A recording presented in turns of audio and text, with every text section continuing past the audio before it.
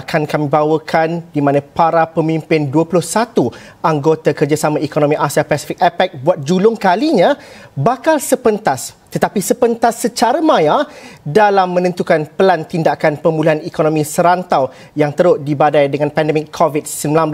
Komited untuk memastikan aliran perdagangan yang lancar dalam keadaan krisis kesihatan sedunia, mesyuarat pemimpin ekonomi APEC AELM malam ini bakal dipengerusikan oleh Perdana Menteri Tan Sri Muhyiddin Yassin, di mana tepat jam 8 malam atau sebentar lagi kami akan bawakan ucapan pembukaannya.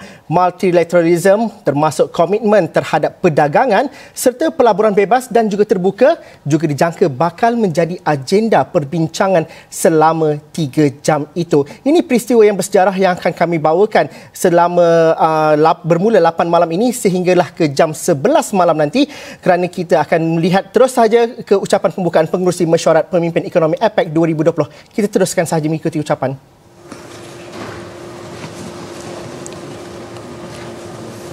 Selamat datang ke mesyuarat pemimpin-pemimpin ekonomi APEC 2020 yang dipengerusikan oleh Yang Amat Berhormat Tan Sri Muhyiddin Yassin, Perdana Menteri Malaysia dan pengerusi APEC 2020. Selamat datang and welcome to the APEC Economic Leaders Meeting 2020, chaired by the Right Honourable Tan Sri Muhyiddin Yassin, Prime Minister of Malaysia and Chair of APEC 2020.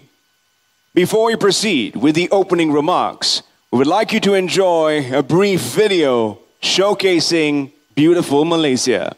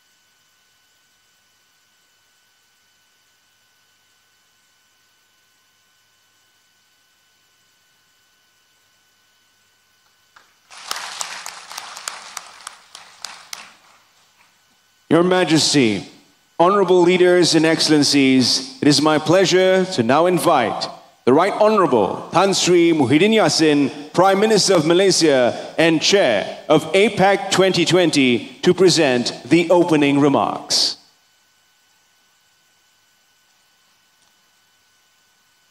Assalamualaikum warahmatullahi wabarakatuh. Good morning, good afternoon, and good evening. Your Majesty, Excellencies, the APEC economic leaders.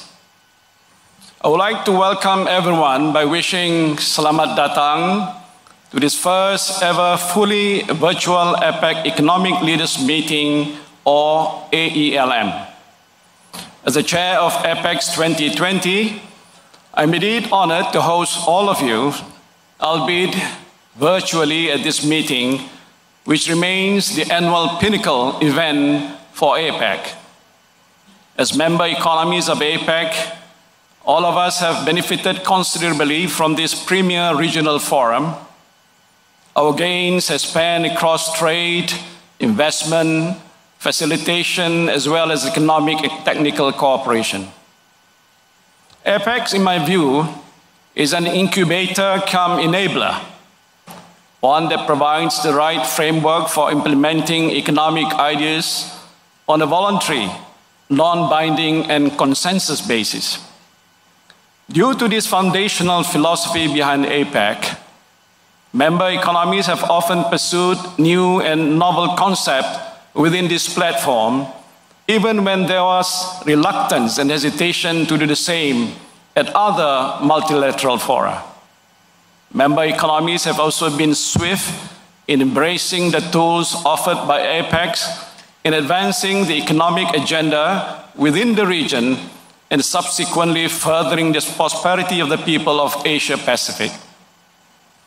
Admittedly, the COVID-19 pandemic has had a lasting impact on the way we view trade and economic priorities within APEC.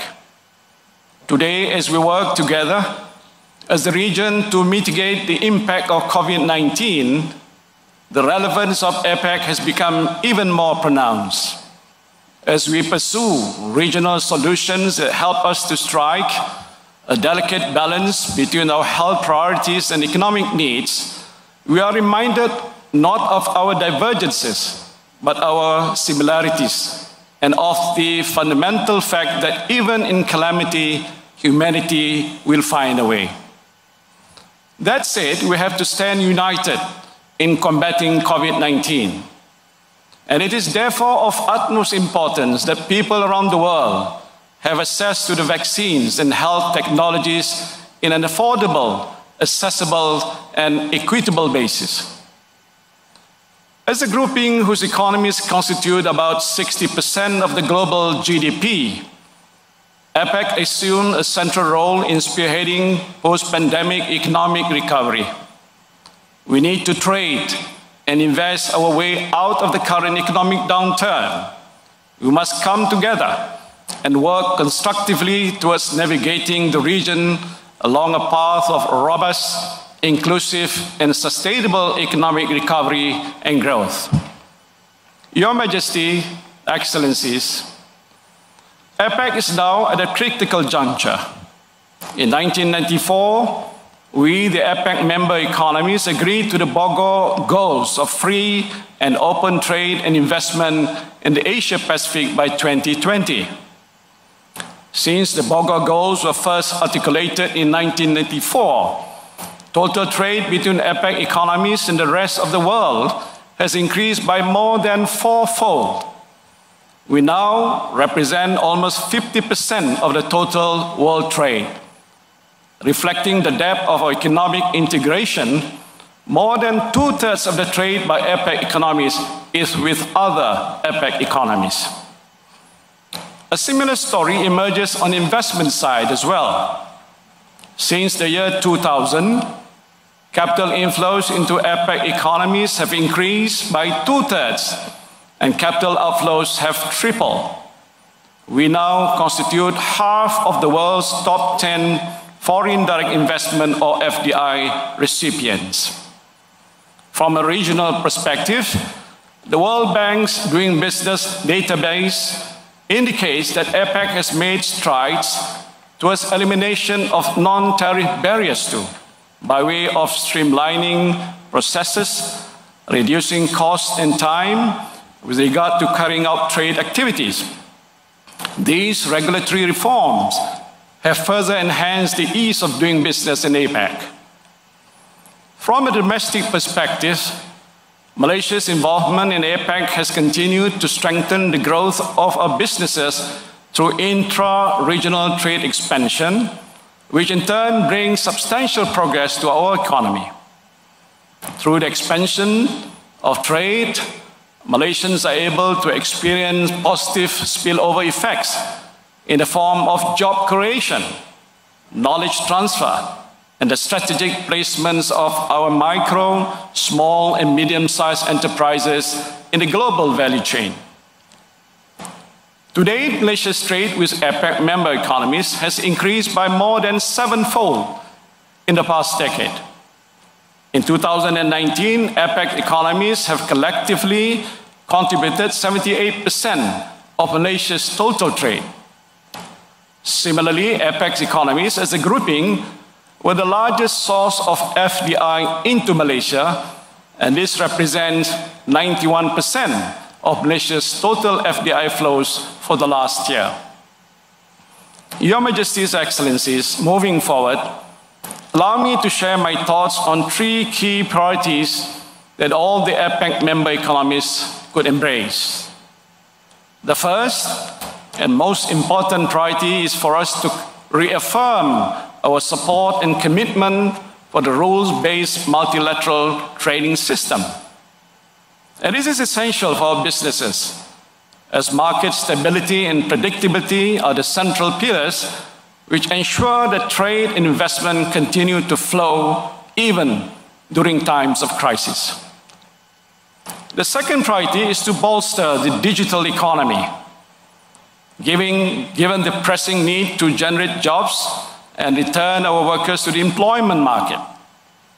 Innovations and digitalization are fundamental within this context, as these enablers not only facilitate our efforts to reinvigorate economic activities, but also to safeguard the health and well-being of our people. The third priority is inclusive economic growth. I must stress that economic recovery and subsequently growth should ensure that no one is left behind. Your Majesty, Excellencies, as the chair of APEC 2020, Malaysia is proud to carry the theme Optimizing Human Potential Towards a Resilient Future of Shared Prosperity.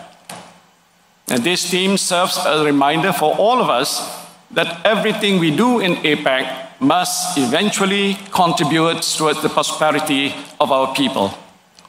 There's no denying that trade and investment has led to economic growth and greater wealth in the Asia-Pacific region. However, there is also a collective concern that not all segments of our societies have benefited from such wealth. The onus is on us as leaders to bring the distributive effects of trade and investment to all our people. In Malaysia's view, this can be achieved through shared prosperity.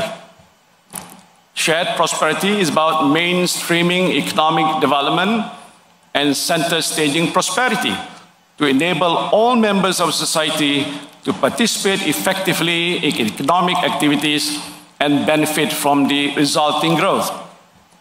And shared prosperity will also underscore APEC's focus on raising the living standards of all our people.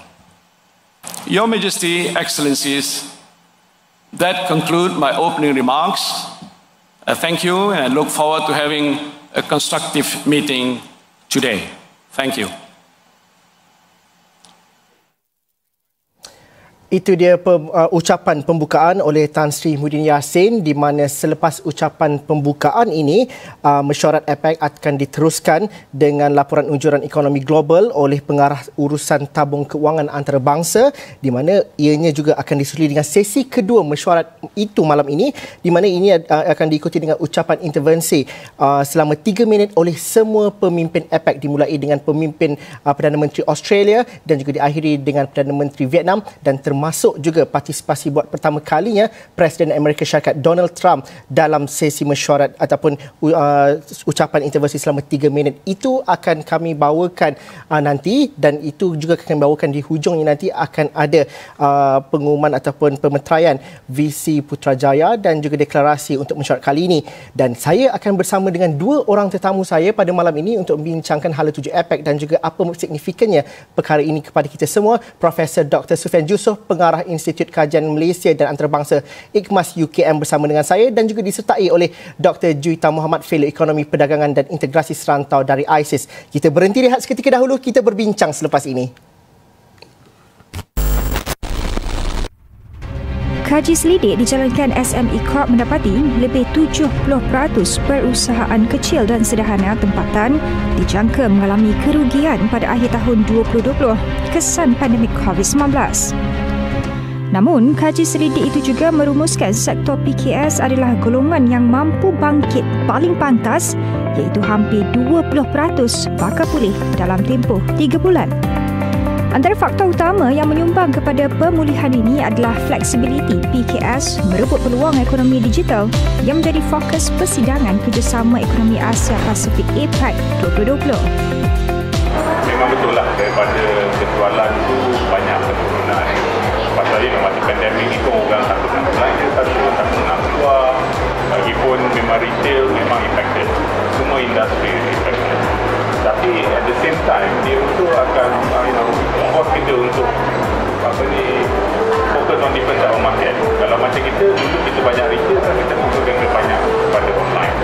Dan kita nampak online bertambah dengan secara mendadak. There's a lot of advantage if the APEC members decided to respect each other and work together. InsyaAllah. Selain itu, pendedahan dan penggunaan teknologi digital juga dilihat sebagai peluang untuk usahawan tempatan meneroka cabang pasaran yang lebih luas. One of the first steps towards Industry 4.0 is digitalization and connectivity. Without digitalization, you don't get a big data. Without connectivity, you do not get a big data. Number one, time to market is so much nearer. Number two, you have the AFTA, ASEAN Free Trade Agreement, where we sell to all the ASEAN countries 0 to 5% tax. All the free trade agreement. I mean, things are opening up. So this is where we felt that we will continue with the US, we will continue to explore Europe, but we are going to look at ASEAN now. And APEC, not so much ASEAN, more APEC. Jelas sekali penggunaan dan pendedahan terhadap ekonomi digital di kalangan PKS menerusi pelaksanaan polisi-polisi APEC 2020 akan mampu menjana kebangkitan ekonomi Malaysia.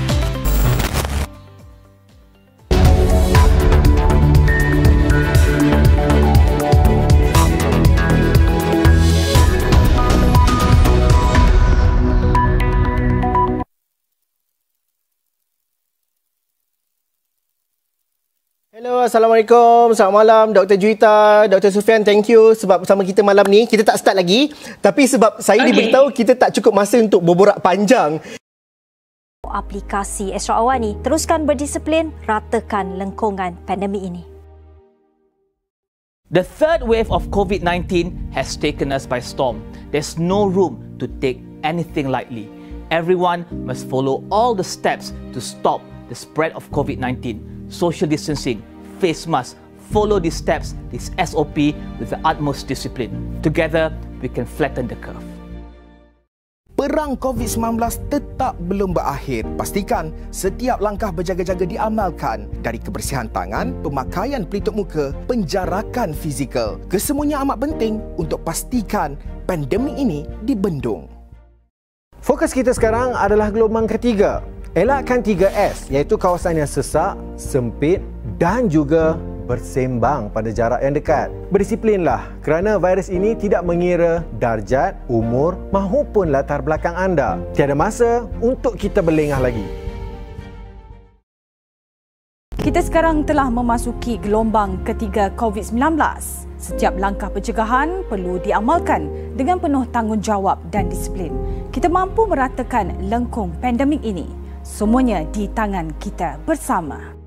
We've done great so far, but the fight is far from over. We need to be vigilant to keep ourselves and others safe. Wear a mask, wash your hands, and when you're out, keep a safe distance. In fighting this virus, we can't relax, so don't be lax. The war on COVID-19 is not over. We should not take this lightly. Let us ensure all steps are taken to avoid the spread of the virus, be it social distancing, hand hygiene and wearing of the face.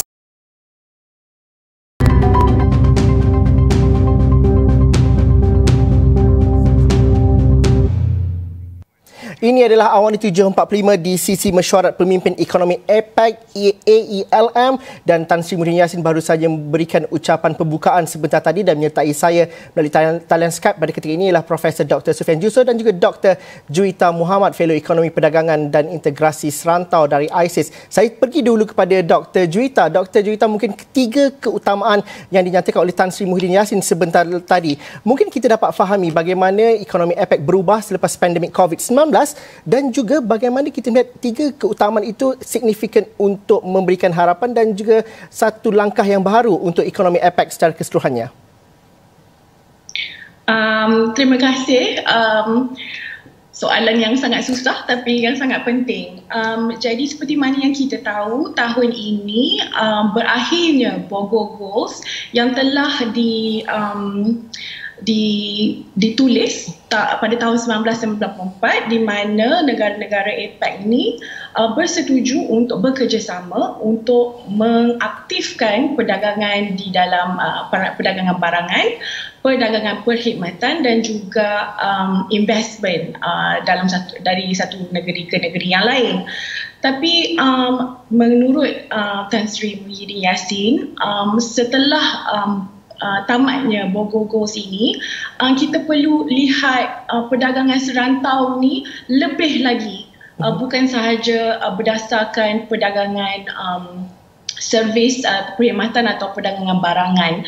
Dan dalam ucapan beliau tadi, beliau ada menyatakan bahawa kita sebagai rantau ini kita perlu memberi perhatian kepada rule-based international order. Dalam bahasa Melayu kita sebut reformasi perdagangan yang berdasarkan dengan peraturan dan disiplin yang diterima pakai di peringkat antarabangsa.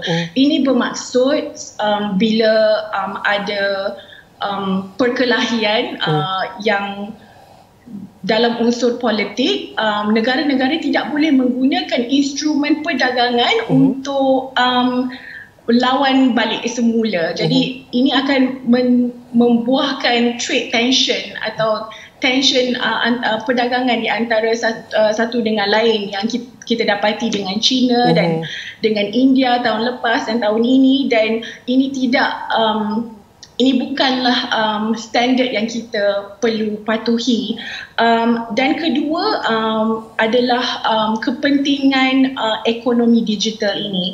Kita dapati di Malaysia waktu pandemik COVID-19 ini, ekonomi digital telah berkembang dengan baik, memberi peluang pekerjaan kepada mereka yang tidak ada pekerjaan buat sementara waktu disebabkan komuniti-komuniti perniagaan sedang dalam survival mode tahun ini dan mungkin tahun depan juga. Dan di sini Tan Sri mengatakan bahawa digital economy ini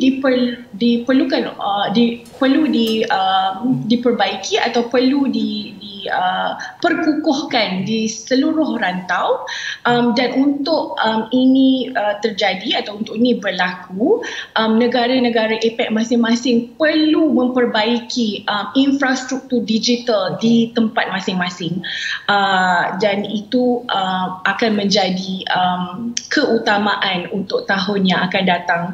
Dan yang akhirnya iaitu yang ketiga, di mana beliau mengatakan tidak ada yang ketinggalan, dan ini adalah sejajar dengan SDG goals yang kita pun ada komitmen.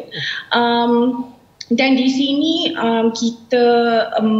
kita dapati waktu COVID-19, waktu pandemik, komuniti pemuda, komuniti youth dan komuniti wanita telah mendapat kesan yang lebih negatif dari COVID-19 ini. Didapati waktu awal tahun ini, pengangguran di kalangan wanita dan juga di kalangan pemuda adalah sangat tinggi kalau dilihat dengan seluruh populasi pengangguran di Malaysia. Dan dengan ini amatlah perlu untuk Malaysia dan juga untuk negara-negara APEC yang lain untuk memberikan upskilling atau reskilling kepada komuniti-komuniti ini supaya mereka dapat menjadi sebahagian daripada ekonomi kita melalui ekonomi digital. Itu saja. Dr. Juwita, saya suka bila Dr. Juwita mengatakan bahawa suatu pertikaian ataupun perseteruan politik itu tidak perlu dibalas dengan polisi yang berkaitan dengan perdagangan. Itu saya nak berganjak ke belakang sedikit untuk kita terangkan lagi selepas ini apa masalah yang berlaku dengan perdagangan dunia dalam setahun 2 tahun ini. Kita sedia maklum mengenai perkara itu. Untuk bergerak ke hadapan, bagaimana, adakah kita lawa idealistik untuk kita bayangkan dan bagaimana platform APEC ini bagus untuk kita cernakan ataupun cambahkan idea itu. Prof. Dr. Sufian dan juga Dr. Juwita, kekal bersama dengan saya di talian. Saya nak pergi berhenti lihat seketika dahulu. Kita jumpa lagi selepas ini.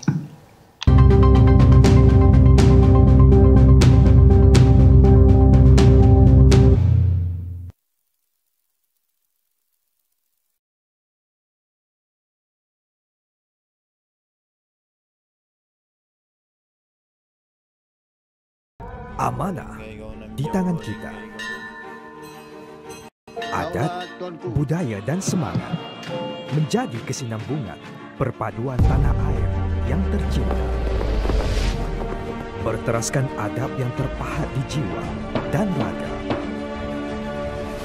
Marilah bersama kita membina negara Malaysia.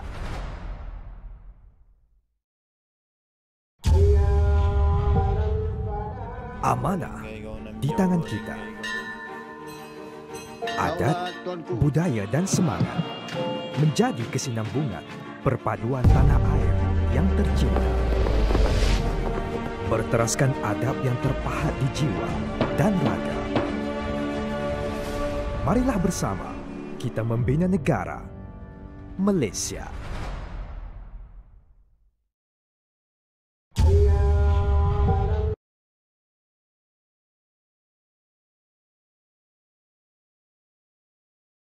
Dan juga sepentas secara maya dalam mesyuarat pemimpin ekonomi APEC itu yang sedang berlangsung sekarang, dan kami di Astro Awani akan mencuri dan juga membawa keluar apa kepentingannya ekonomi Asia Pasifik APEC ini dalam kesannya kepada masyarakat secara keseluruhannya dan juga memahami isu-isu yang berkaitan dengannya. Profesor Dr. Sufian Jusuf dan juga Dr. Juwita Mohamad bersama dengan saya melalui talian juga pada malam ini. Kalau Dr. Juwita tadi, saya pergi ke Dr. Juwita dahulu, Prof. Tadi kita katakan bahawa perseteruan politik yang akhirnya memberikan kesan dan juga impak yang cukup besar kepada polisi perdagangan, dan itu yang berlaku 5 tahun ataupun 3 tahun lewat kebelakangan ini. Dan ini juga penyertaan kali pertama Presiden Amerika Syarikat Donald Trump dalam sesi intervensi 3 minit ini, dan juga adakah ini mencambahkan atau ada mungkin kita melihat kepada harapan ataupun sesuatu yang ideal untuk masa akan datang? Pada pandangan Dr. Juwita bagaimana? Melalui rangkaian APEC ini, negara-negara masih lagi berada dalam rangkaian yang tidak formal. Bermaksud, apa yang saya maksudkan di sini, tidak ada free trade agreement di antara 21 negara ini, dan mereka ini semua bergantung kepada kerjasama dan good faith. Jadi apa yang perlu untuk negara-negara APEC, apa yang ia perlu capai di masa hadapan adalah untuk memperkukuhkan atau memperkukuhkan free trade agreement mereka sendiri yang dinamakan FTAB. Ada sebenarnya perbincangan tentang FTAB ini dah 3-4 tahun tapi tidak membuahkan hasil lagi. Pada masa itu TPP dan juga RCEP, perjanjian-perjanjian ini tengah rancak diperbicarakan. Jadi untuk APEC sendiri, untuk mereka untuk mereka menyelesaikan masalah trade war di antara negara-negara APEC ini, mungkin mereka perlu memformalisasikan rangkaian APEC tersebut. Jadi di sini kita dapati bahawa RCEP, perjanjian RCEP baru saja dimeterai, tanda tangan, dan ini memberikan lebih banyak peraturan dan disiplin yang diterima di peringkat antarabangsa. Jadi dengan adanya perjanjian-perjanjian perdagangan antarabangsa atau perdagangan serantau ini, negara-negara yang terlibat tidak boleh lagi menggunakan instrumen-instrumen perdagangan untuk menyelesaikan perkelahian politik atau keselamatan.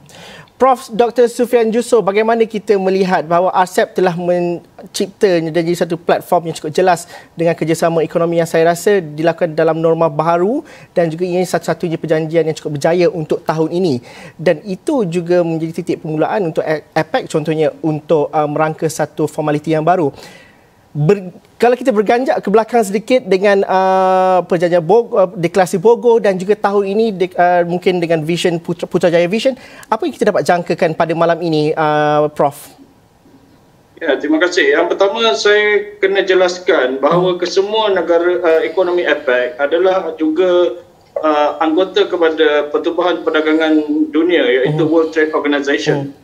Jadi apa yang dimaksudkan oleh Yang Amat Berhormat Perdana Menteri tadi ialah semua ekonomi APEC perlu menghormati peraturan perdagangan dan pelaburan yang dibangunkan di dalam sistem multilateral di bawah naungan World Trade Organization, dan ini masih lagi terpakai kepada semua negara ekonomi APEC. Dan apabila kita melihat kepada Regional Cooperation Economic Partnership ataupun RCEP, ini adalah satu pencapaian kerana kesemua negara yang menandatangani RCEP kecuali Myanmar, Laos dan Kemboja adalah juga anggota kepada APEC dan juga anggota kepada World Trade Organization. Jadi itu adalah menunjukkan kepentingan menjalankan perdagangan dan pelaburan mengikut peraturan yang telah sedia ada selama ini.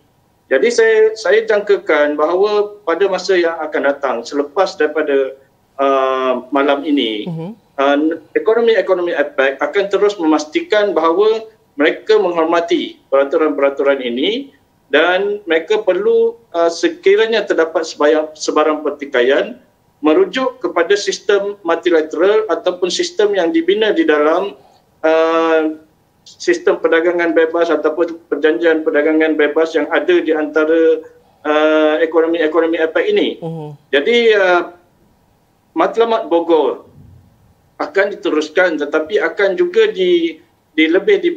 diperhalusi dan juga perlu mengambil kira sistem ekonomi yang lebih baik ataupun yang lebih penting selepas daripada COVID-19. Apa antara perkara itu, Prof, kalau kita dapat fahami?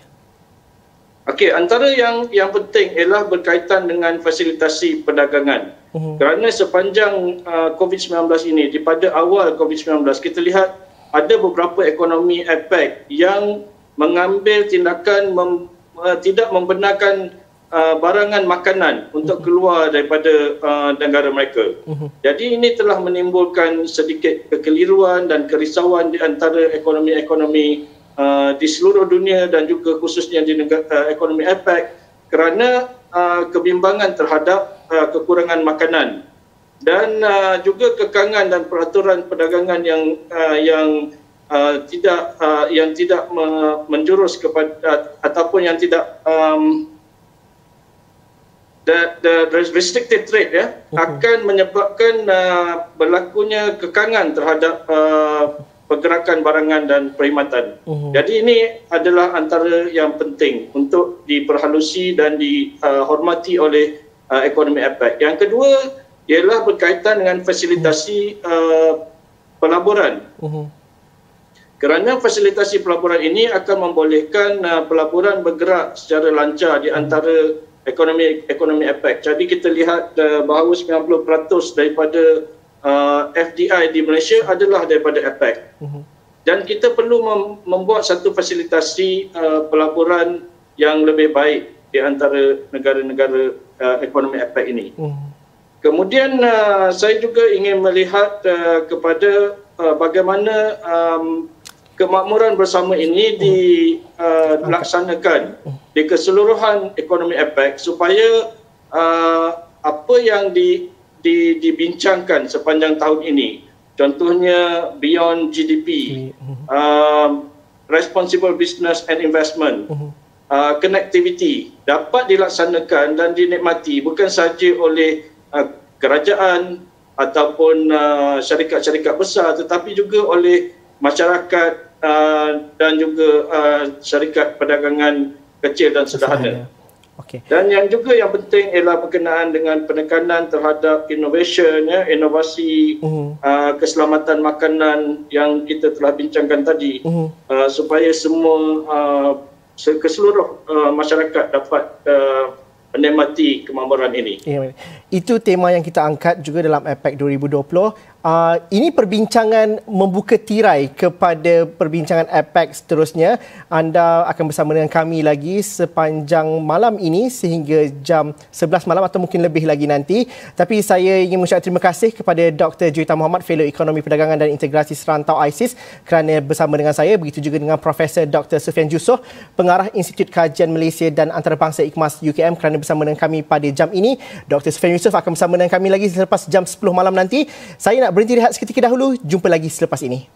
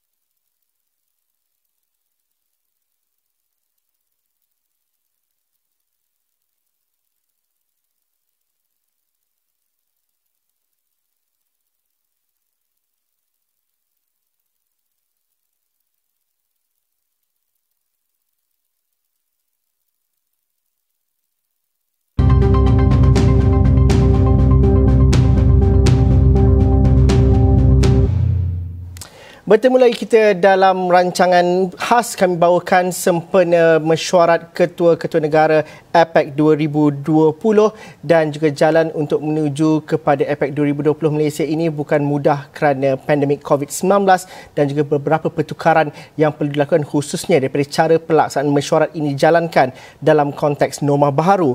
Jadi rakan setugas Haris Ashraf Asnan yang giat melakukan laporan dan juga bertugas lumus juga dalam laporan menyiapkan laporan APEC 2020 sepanjang tahun ini dapat menembual ataupun bersama dengan saudara Hairil Yahri Yaakob merupakan pengerusi mesyuarat pegawai kanan APEC 2020 di Hotel Hilton Kuala Lumpur. Kalau kita sudah pun bersedia, kita bersama saja dengan Haris Ashraf Asnan untuk diskusi. Kita teruskan. Assalamualaikum, salam sejahtera. Pastinya malam ini merupakan malam yang cukup bersejarah. Bukan sahaja bagi Malaysia selaku tuan rumah APEC 2020, tetapi juga kepada keseluruhan 21 anggota ekonomi APEC. Dan malam bersejarah ini tidak mudah. Perjalanannya berliku, cabarannya cukup luar biasa. Jadi untuk bercakap berkenaan dengan kejayaan malam ini, bagaimana perjalanannya sejak daripada 2019, penghujung 2019 sehingga dunia dilanda wabak COVID-19, pelbagai cabaran dilalui, individu yang cukup penting pada ketika ini bersama dengan saya, Encik Hara Yahri Yaakob. Terima kasih selaku pengerusi Mesyuarat Pegawai Kanan APEC 2020. Mungkin Encik Hara boleh ceritakan. Faham, terima kasih kerana meluangkan masa bersama kami. Sangat sibuk, saya faham. Tapi bagaimana perjalanan, boleh kongsikan perjalanan APEC 2020 sejak daripada Disember yang lalu, sehingga ISOM dan sebagainya, sehingga ke malam yang cukup bermakna ini. Okay. Terima kasih Encik Ashraf. Assalamualaikum warahmatullahi wabarakatuh dan salam sejahtera kepada semua. Pertama kali ini terima kasih kepada Astro Awani yang telah memberi liputan yang cukup meluas untuk APEC 2020 ini. So bila Ashraf sebut bermula pada Disember 2019, sebenarnya kita bermula 2 tahun lebih awal daripada itu.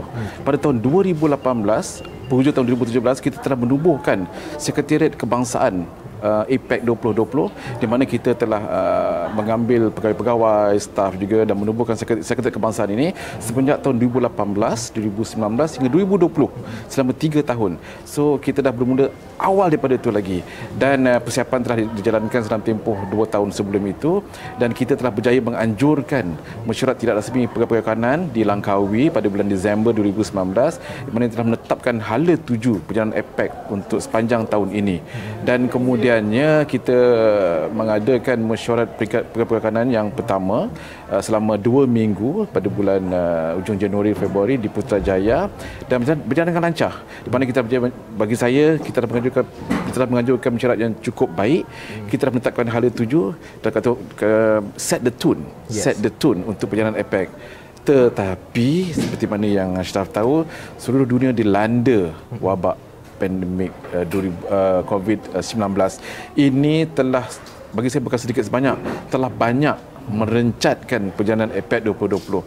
Dan bagi tempoh 3 bulan selepas itu, bulan Februari, Mac, April, Mei, kita amat sibuk untuk menangani COVID-19, di mana perkara isu berkenaan APEC tidak dibincangkan pada masa itu. Tetapi selaku tuan rumah, selaku pengerusi, kita harus menjalankan tanggungjawab kita. Jadi saya telah berbincang dengan menteri, telah berbincang dengan pegawai kanan daripada negara-negara APEC yang lain, daripada ekonomi APEC yang lain, dan kita bersetuju untuk memulakan kembali mesyuarat, memulakan kembali program-program kita pada bulan 6, di mana pertama kalinya kita berjaya mendapatkan satu penyataan daripada menteri-menteri bertanggungjawab tentang APEC bahawa perlunya APEC menangani pandemik COVID-19 di rantau APEC. Dan bagi saya itu adalah titik permulaannya kita memulakan semula perjalanan APEC 2020 pada bulan Mei yang lepas. Ya.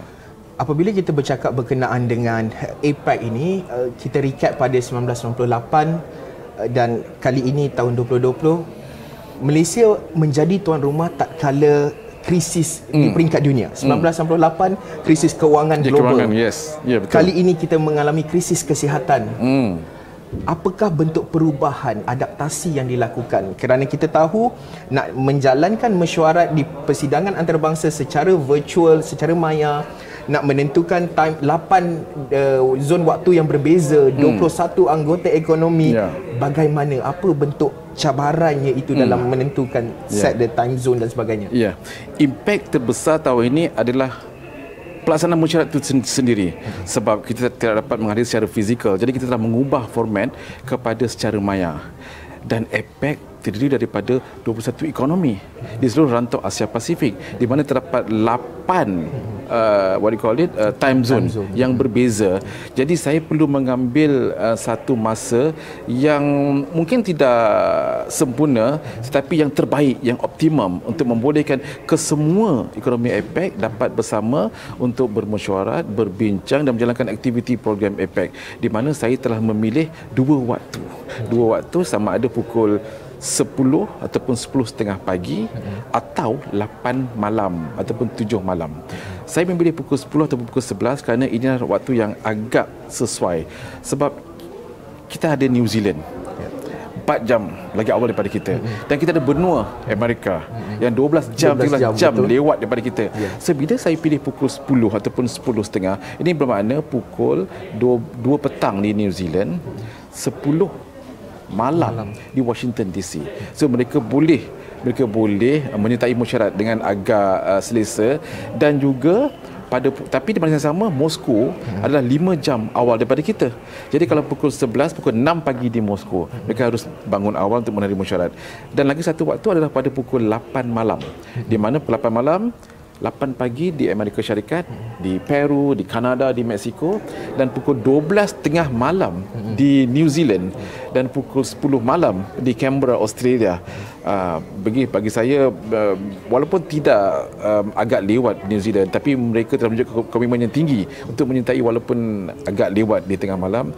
Dan terus terang saya katakan, agak kerap juga saya menghabiskan mesyuarat mengambil masa 4 hingga 5 jam, dan kadang-kadang tu kita habis pada pukul 12.30 malam, di mana pukul 4 pagi, 5 pagi di New Zealand. Tapi saya kagum dengan komitmen, semangat yang ditunjukkan oleh ekonomi-ekonomi APEC yang turut serta walaupun dalam waktu yang agak mencabar bagi mereka. So itulah antaranya bukan masalah, tapi cabaran yang saya hadapi. Dan berjaya ditangani. Beberapa siri mesyuarat, working group, multi-level meeting dan sebagainya. Lebih daripada 60 mesyuarat dijalankan secara maya. 60 ke 70 mesyuarat secara maya, dan yang paling saya boleh berbangga, kita juga menganjurkan 6 ataupun 7 mesyuarat peringkat menteri yang telah berjaya menghasilkan pernyataan-pernyataan bersama oleh para menteri, walaupun segala rundingan, segala perbincangan secara maya. So agak sukar juga sebenarnya untuk kita berbincang melalui email, maya, video conference, telefon untuk mengutamatkan pernyataan. Tapi Alhamdulillah kita berjaya, dan terakhir sekali kita berjaya mencapai persetujuan pernyataan bersama mesyuarat peringkat menteri pada hari Isnin yang lepas.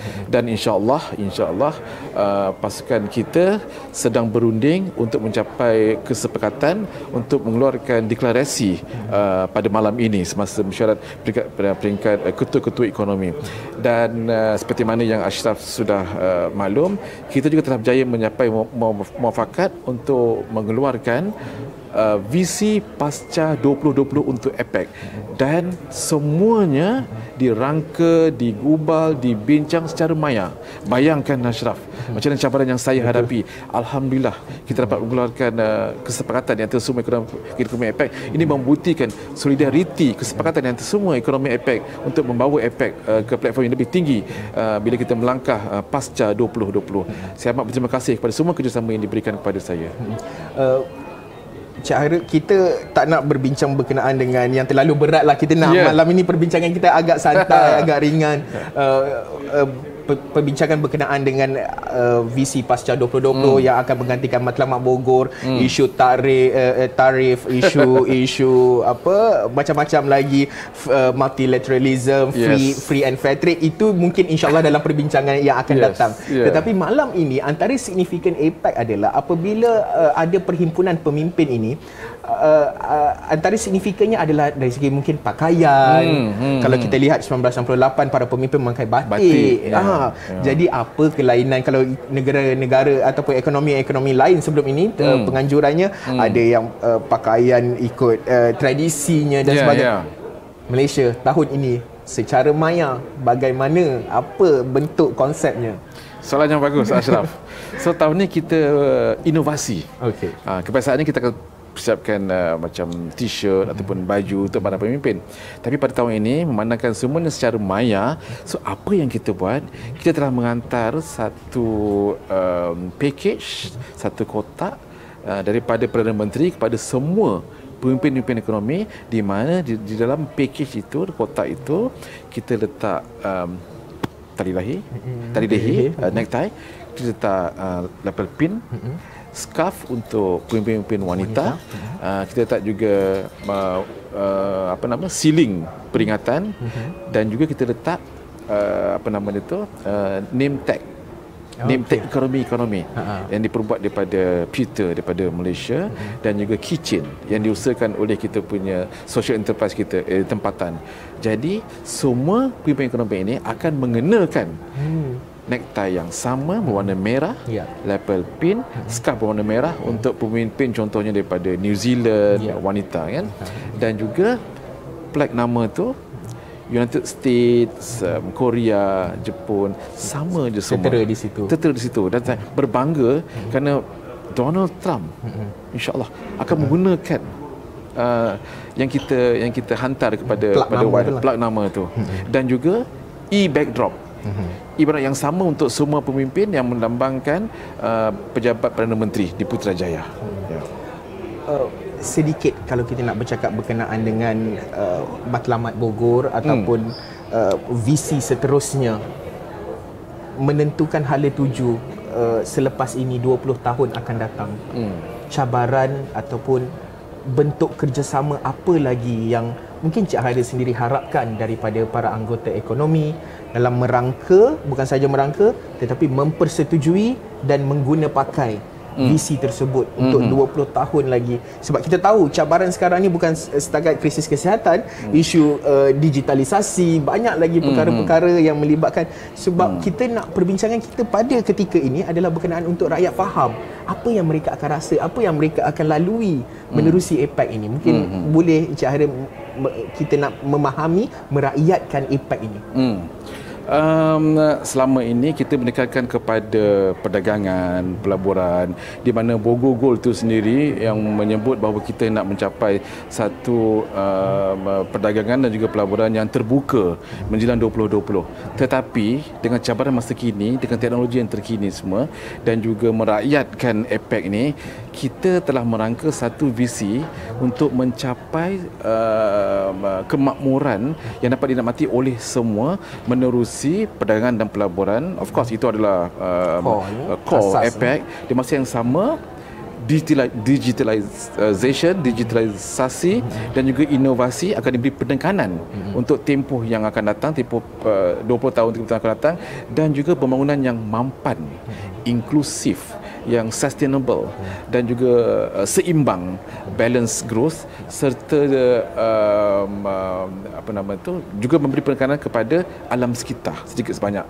So kita memasukkan semua elemen-elemen ini yang dipanggil adalah quality growth, di mana ini adalah matlamat kita untuk mencapai quality growth pada semua yang merangkumi seperti mana saya sebut tadi tu, inclusiveness, sustainability, pembangunan yang seimbang di mana semua akan menikmati, dan juga dengan dibantu oleh enabler daripada segi inovasi dan juga digitalisasi. So inilah yang kita akan bergerak ke hadapan, bukan semata-mata perdagangan dan pelaburan sahaja, which is remain core untuk APEC, tapi pelbagai elemen lain yang akan juga penting untuk membawa kita memakmurkan APEC kepada penduduk di rantau Asia Pasifik. Itulah matlamat kita.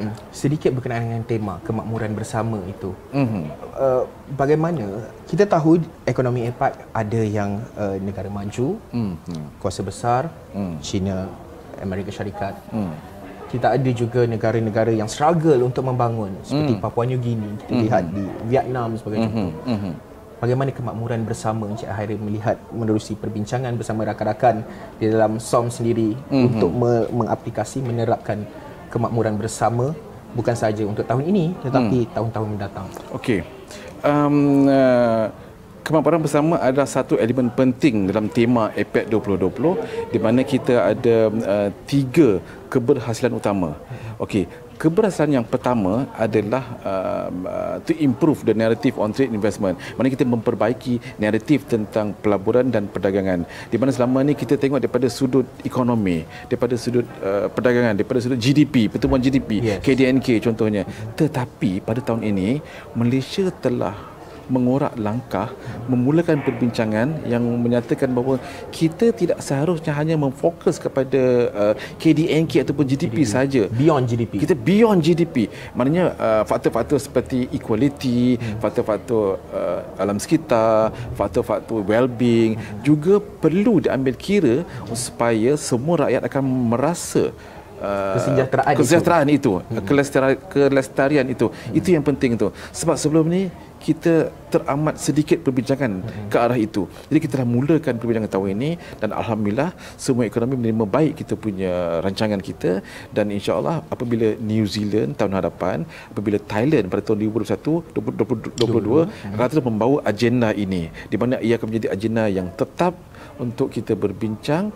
Terdapat pelbagai elemen lagi yang penting untuk kemakmuran rakyat di rantau Asia Pasifik, bukan saja semata-mata fokus kepada pelaburan dan perdagangan.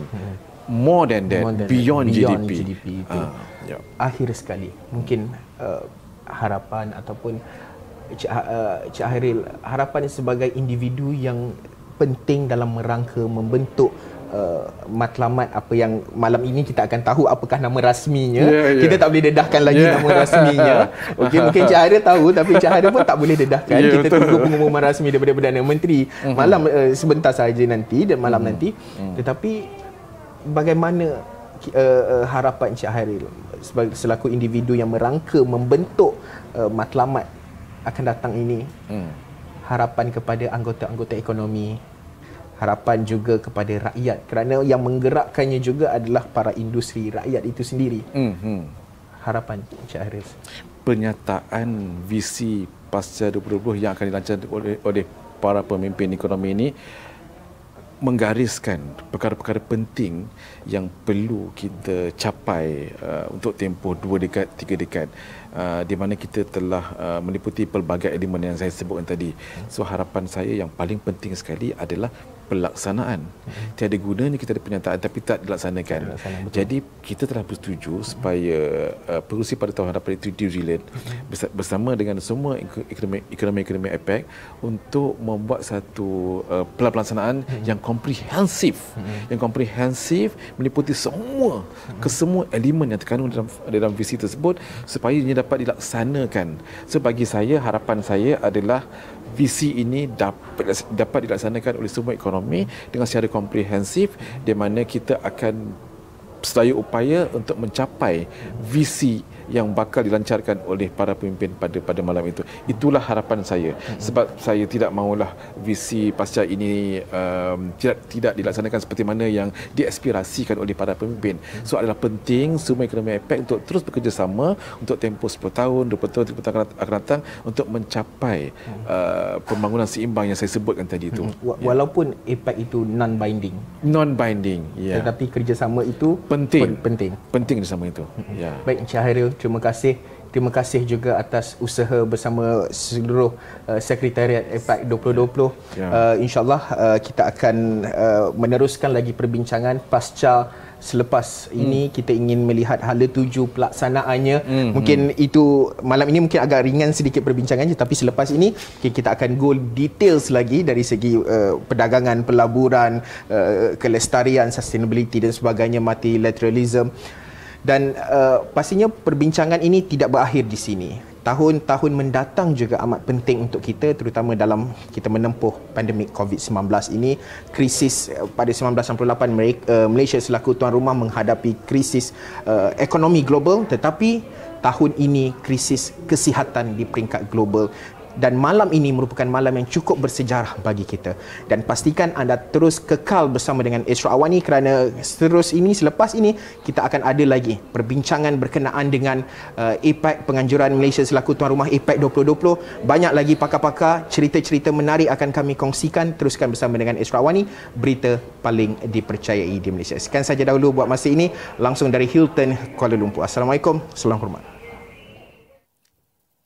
Inilah tangan yang membina Malaysia. Waalaikumsalam. Haris Ashraf Hasnan langsung dari Hotel Hilton Kuala Lumpur. Beliau bersama dengan pengerusi mesyuarat pegawai kanan SOM APEC 2020 Hairil Yahri Yaakob, di mana sekarang ini sedang berlangsung mesyuarat pemimpin ekonomi APEC, di mana sesi intervensi sudah pun bermula, di mana Perdana Menteri memberikan ucapan pembukaan sekitar jam 8 malam tadi, dan juga sesi intervensi ini akan dimulakan tadi oleh Perdana Menteri Australia dan juga disertai oleh 21 pemimpin ekonomi APEC yang lainnya, termasuk Presiden Donald Trump dari Amerika Syarikat, dan juga akan diakhiri oleh Perdana Menteri Vietnam, di mana sejurus selepas 21 pemimpin APEC ini memberikan ucapan dalam sesi intervensi ini.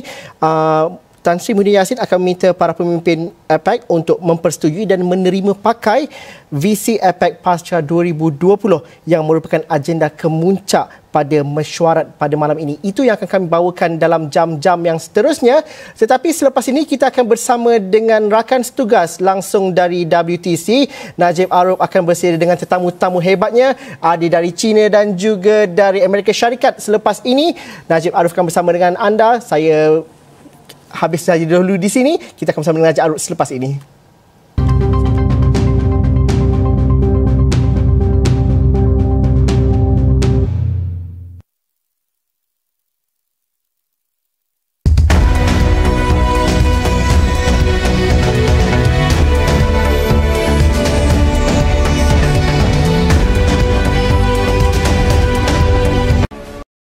Marilah bersama kita membina negara Malaysia.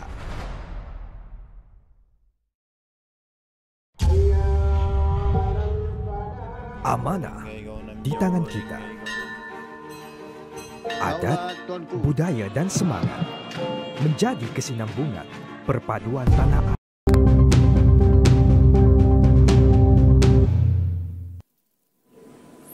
Assalamualaikum dan salam sejahtera. Saya Najib Aruf. Ini langsung dari World Trade Center Kuala Lumpur, dan malam ini malam yang cukup bersejarah bukan sahaja buat Malaysia selaku pengerusi dan juga tuan rumah untuk APEC pada tahun 2020, tetapi juga untuk semua anggota APEC. Kita melihat kepada wujudnya visi baharu untuk APEC bergerak ke hadapan dan juga bagaimana matangnya matlamat Bogor. Itu semua telah pun dibincangkan sebentar tadi oleh rakan setugas Fitri, melihat kepada apakah matlamatnya dan bagaimana ini dikongsi dalam pembukaan pada malam ini mesyuarat Ketua Ekonomi APEC ataupun AELM yang berlangsung pada ketika ini, dan juga ini amat signifikan sekali kerana ia dilangsungkan dalam norma baharu. Kita melihat kepada persidangan ini dilakukan secara dalam talian ataupun secara maya, dan apa yang kita nantikan pada malam ini sudah pasti, yang terutama sekali kenyataan bersama pemimpin APEC pada malam ini untuk kita melihat apakah yang akan dicapai oleh mereka dan apakah visi seterusnya untuk APEC dalam bentuk kerjasama mereka bergerak ke hadapan, di mana pada jam 8 malam tadi kami telah membawakan ucapan pembukaan oleh Yang Amat Berhormat Perdana Menteri Tan Sri Muhyiddin Yassin, dan ia akan diikuti oleh sidang sesi tertutup yang akan diikuti oleh ucapan oleh beberapa pemimpin, antaranya oleh pengarah urusan IMF sendiri dan juga pemimpin-pemimpin ekonomi APEC yang lain yang akan memulakan sesi intervensi mereka berkaitan dengan segala perkara yang dibincangkan dalam pertemuan tersebut. Kita melihat kepada fokus jam ini untuk melihat kepada salah satu aspek di bawah APEC itu yang amat penting sekali, iaitu berkaitan dengan perusahaan kecil dan sederhana ataupun PKS yang sudah pasti menjadi tumpuan. Dalam kita bercakap tentang pandemik COVID-19 pada masa ini, PKS ini amat terjejas sekali, dan kita melihat kepada laporan yang disediakan oleh unit sokongan dasar APEC ataupun PSU ini yang melihat kepada pertama sekali definisi PKS itu perlu kita fahami, kerana ini melibatkan 21 ekonomi yang berbeza sekali definisi untuk PKS mereka, kerana ada ekonomi APEC yang melihat definisi PKS dari sudut jumlah pekerja dalam syarikat tersebut, ada juga melihat daripada jumlah jualan, pendapatan dan juga melihat kepada jumlah aset serta modal sesebuah syarikat tersebut untuk mengklasifikasikan taraf PKS mereka, dan ada juga ekonomi APEC yang melihat dari segi status ataupun kedudukan sektor dan perniagaan tertentu yang diklasifikasikan sebagai PKS mengikut tata cara dan juga definisi negara ataupun ekonomi APEC tersebut.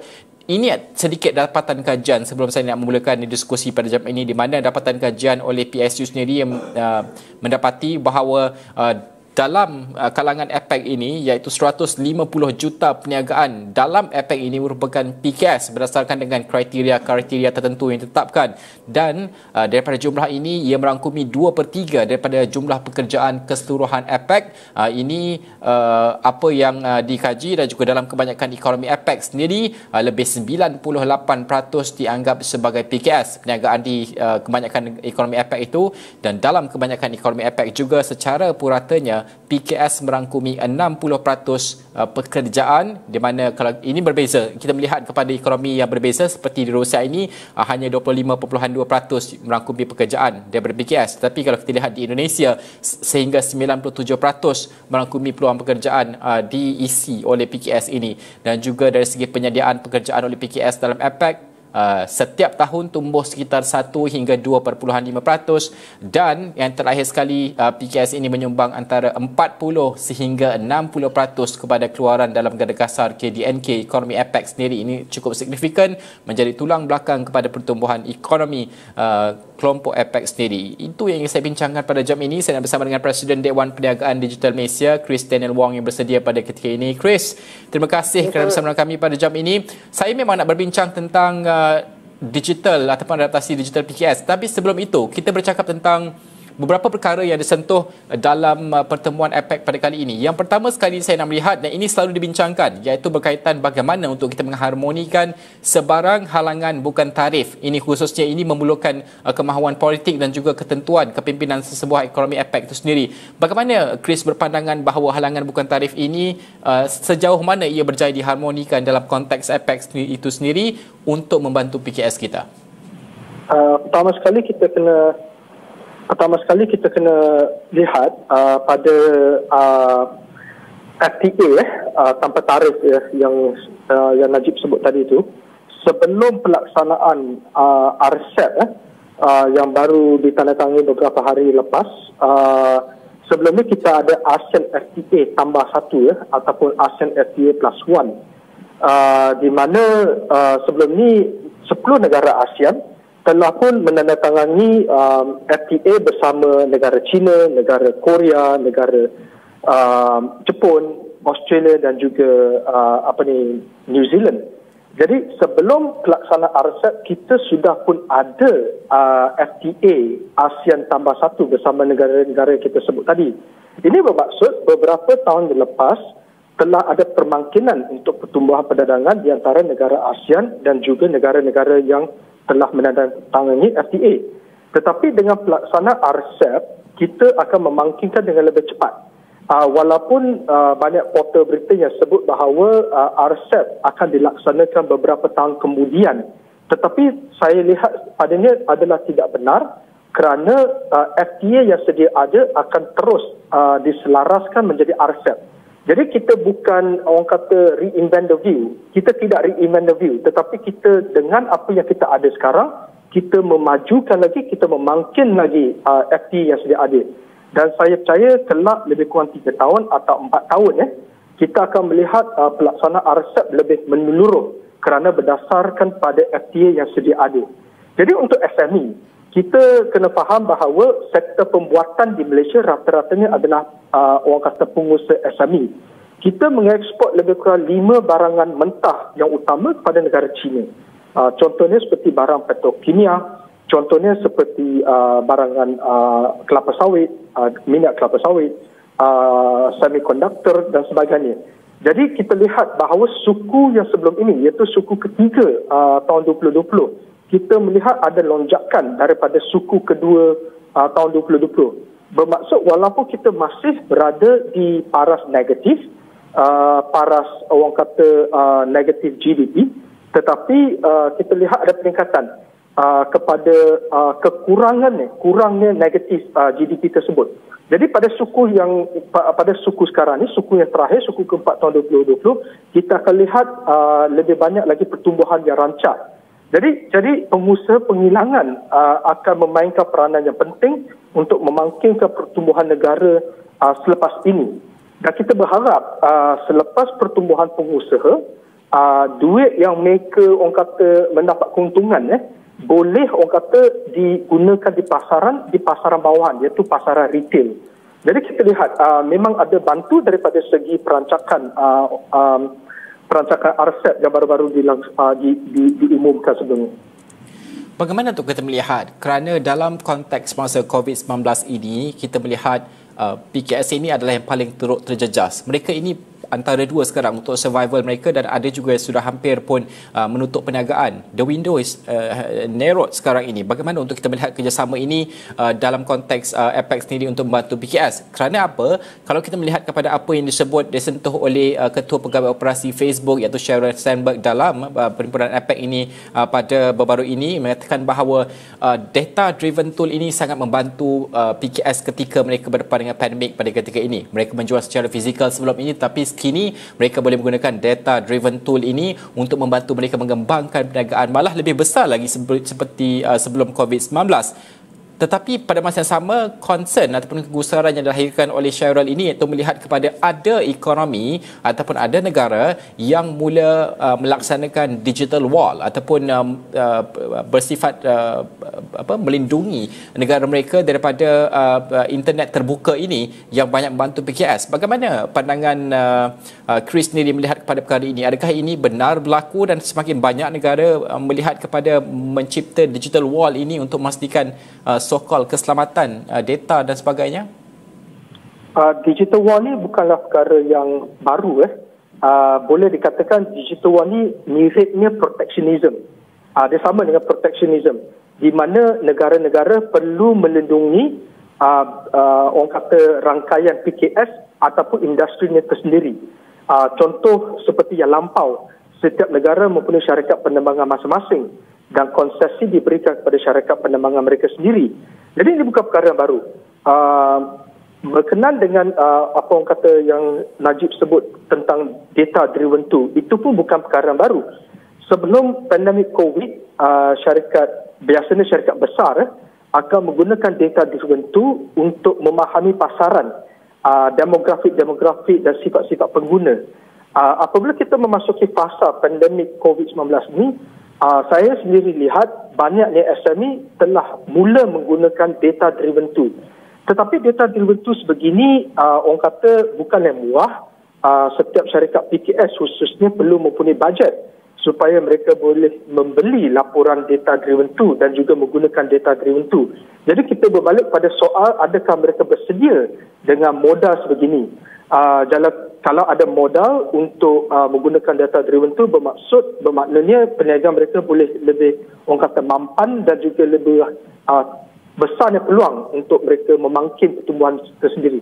Tetapi kalau mereka tidak mempunyai modal yang mencukupi ataupun cash flow yang mencukupi, kebanyakan PKS yang saya lihat di pasaran rata-ratanya struggling.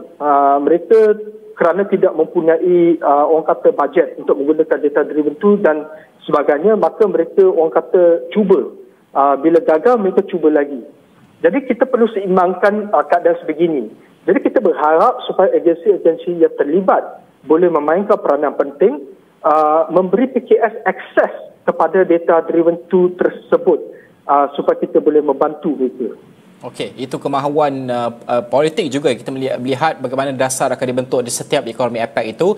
Dalam perhimpunan ataupun pertemuan APEC kali ini juga ditekankan bagaimana untuk pendigitalan PKS ataupun adaptasi digital oleh PKS sendiri, kerana ini penting dalam konteks masa COVID-19 ini. Namun kita melihat cabaran untuk mendigitalkan PKS ini, antaranya kita bercakap tentang keselamatan cyber, kita bercakap tentang juga kegusaran tentang privacy data, ada juga berkaitan dengan kegusaran tentang penipuan digital yang mungkin wujud dan juga salah maklumat dalam talian. Kita juga melihat bagaimana asymmetric market power, ataupun kita melihat kepada mungkin platform yang lebih dominan sekiranya kita memperkenalkan digital yang lebih meluas, dan juga kita melihat juga bagaimana perbezaan infrastruktur itu sedikit cabarannya kalau kita melihat untuk mendigitalkan PKS ini.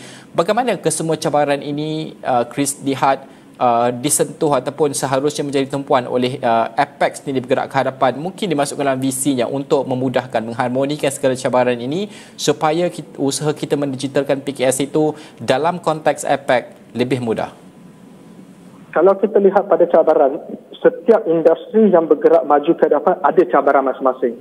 Kita nak sebut cabaran privacy data, kita nak sebut cabaran berkenaan penipuan secara talian.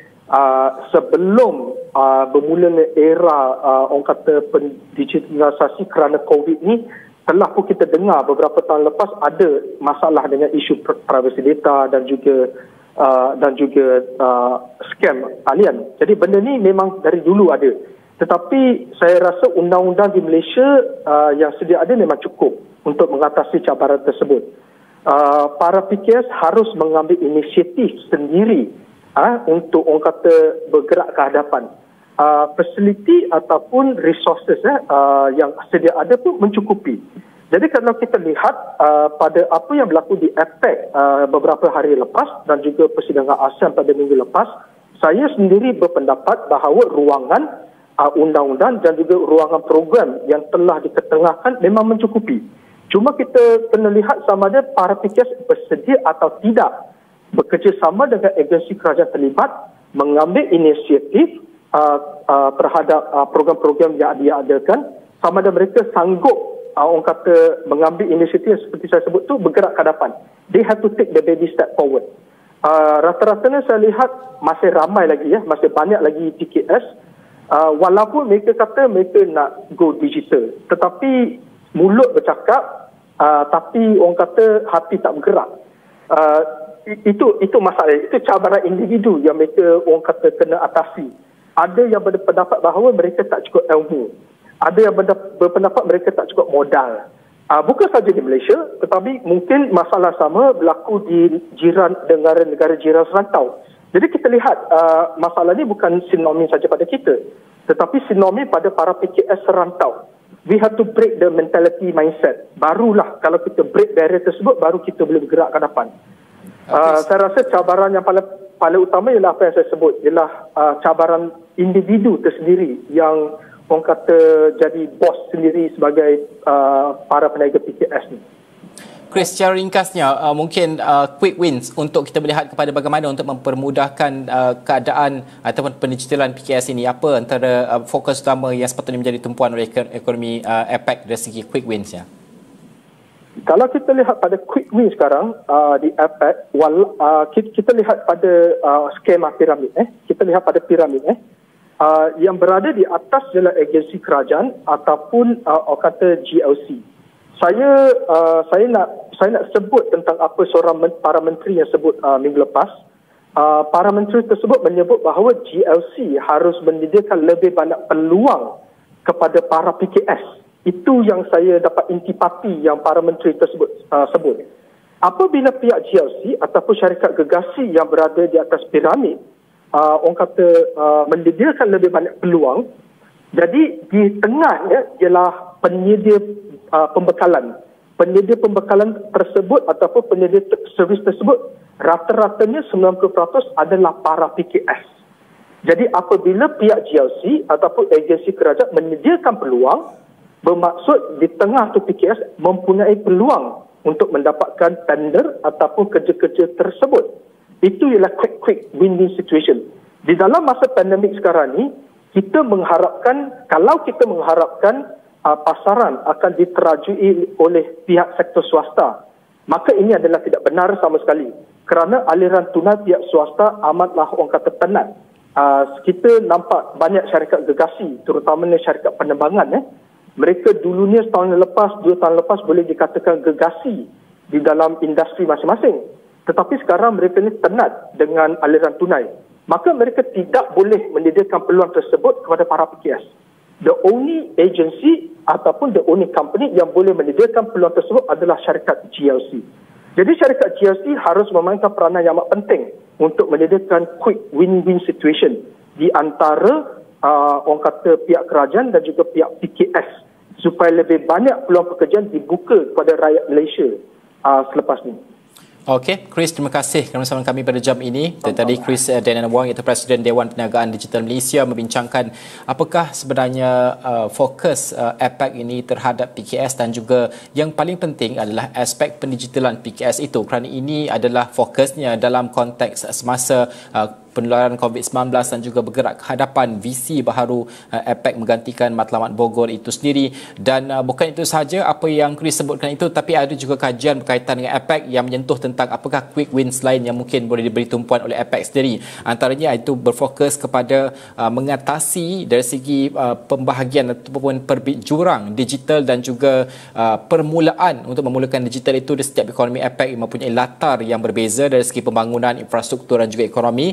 dan juga dari segi mempromosi ini sangat penting, mempromosi kos data yang lebih rendah, kerana setiap ekonomi APEC itu dalam kajian yang berkaitan dengan APEC ini melihat kepada kos internet sebagai contoh, peranti dan sebagainya yang begitu mahal sekali untuk membolehkan PKS ini untuk memulakan journey mereka, perjalanan mereka dalam digital ini. Dan juga pada perkara ketiga, quick wins yang boleh dilihat iaitu dari segi kadar kecelikan digital itu sendiri, kerana ada masih lagi banyak ekonomi APEC ini yang sebahagian besar PKS-nya masih lagi belum ada tahap kecelikan digital yang begitu tinggi, yang memerlukan kerjasama utuh untuk memastikan bahawa digital literacy ini terus berkembang. Dan pada masa yang sama, sokongan kepada akses dari segi fintech, ini adalah teknologi kewangan juga penting sekali fintech ini untuk kita melihat memudahkan lagi akses kepada pembiayaan sebagai contoh, kewangan dan juga aliran tunai kepada PKS itu. Dan kita melihat ini semua boleh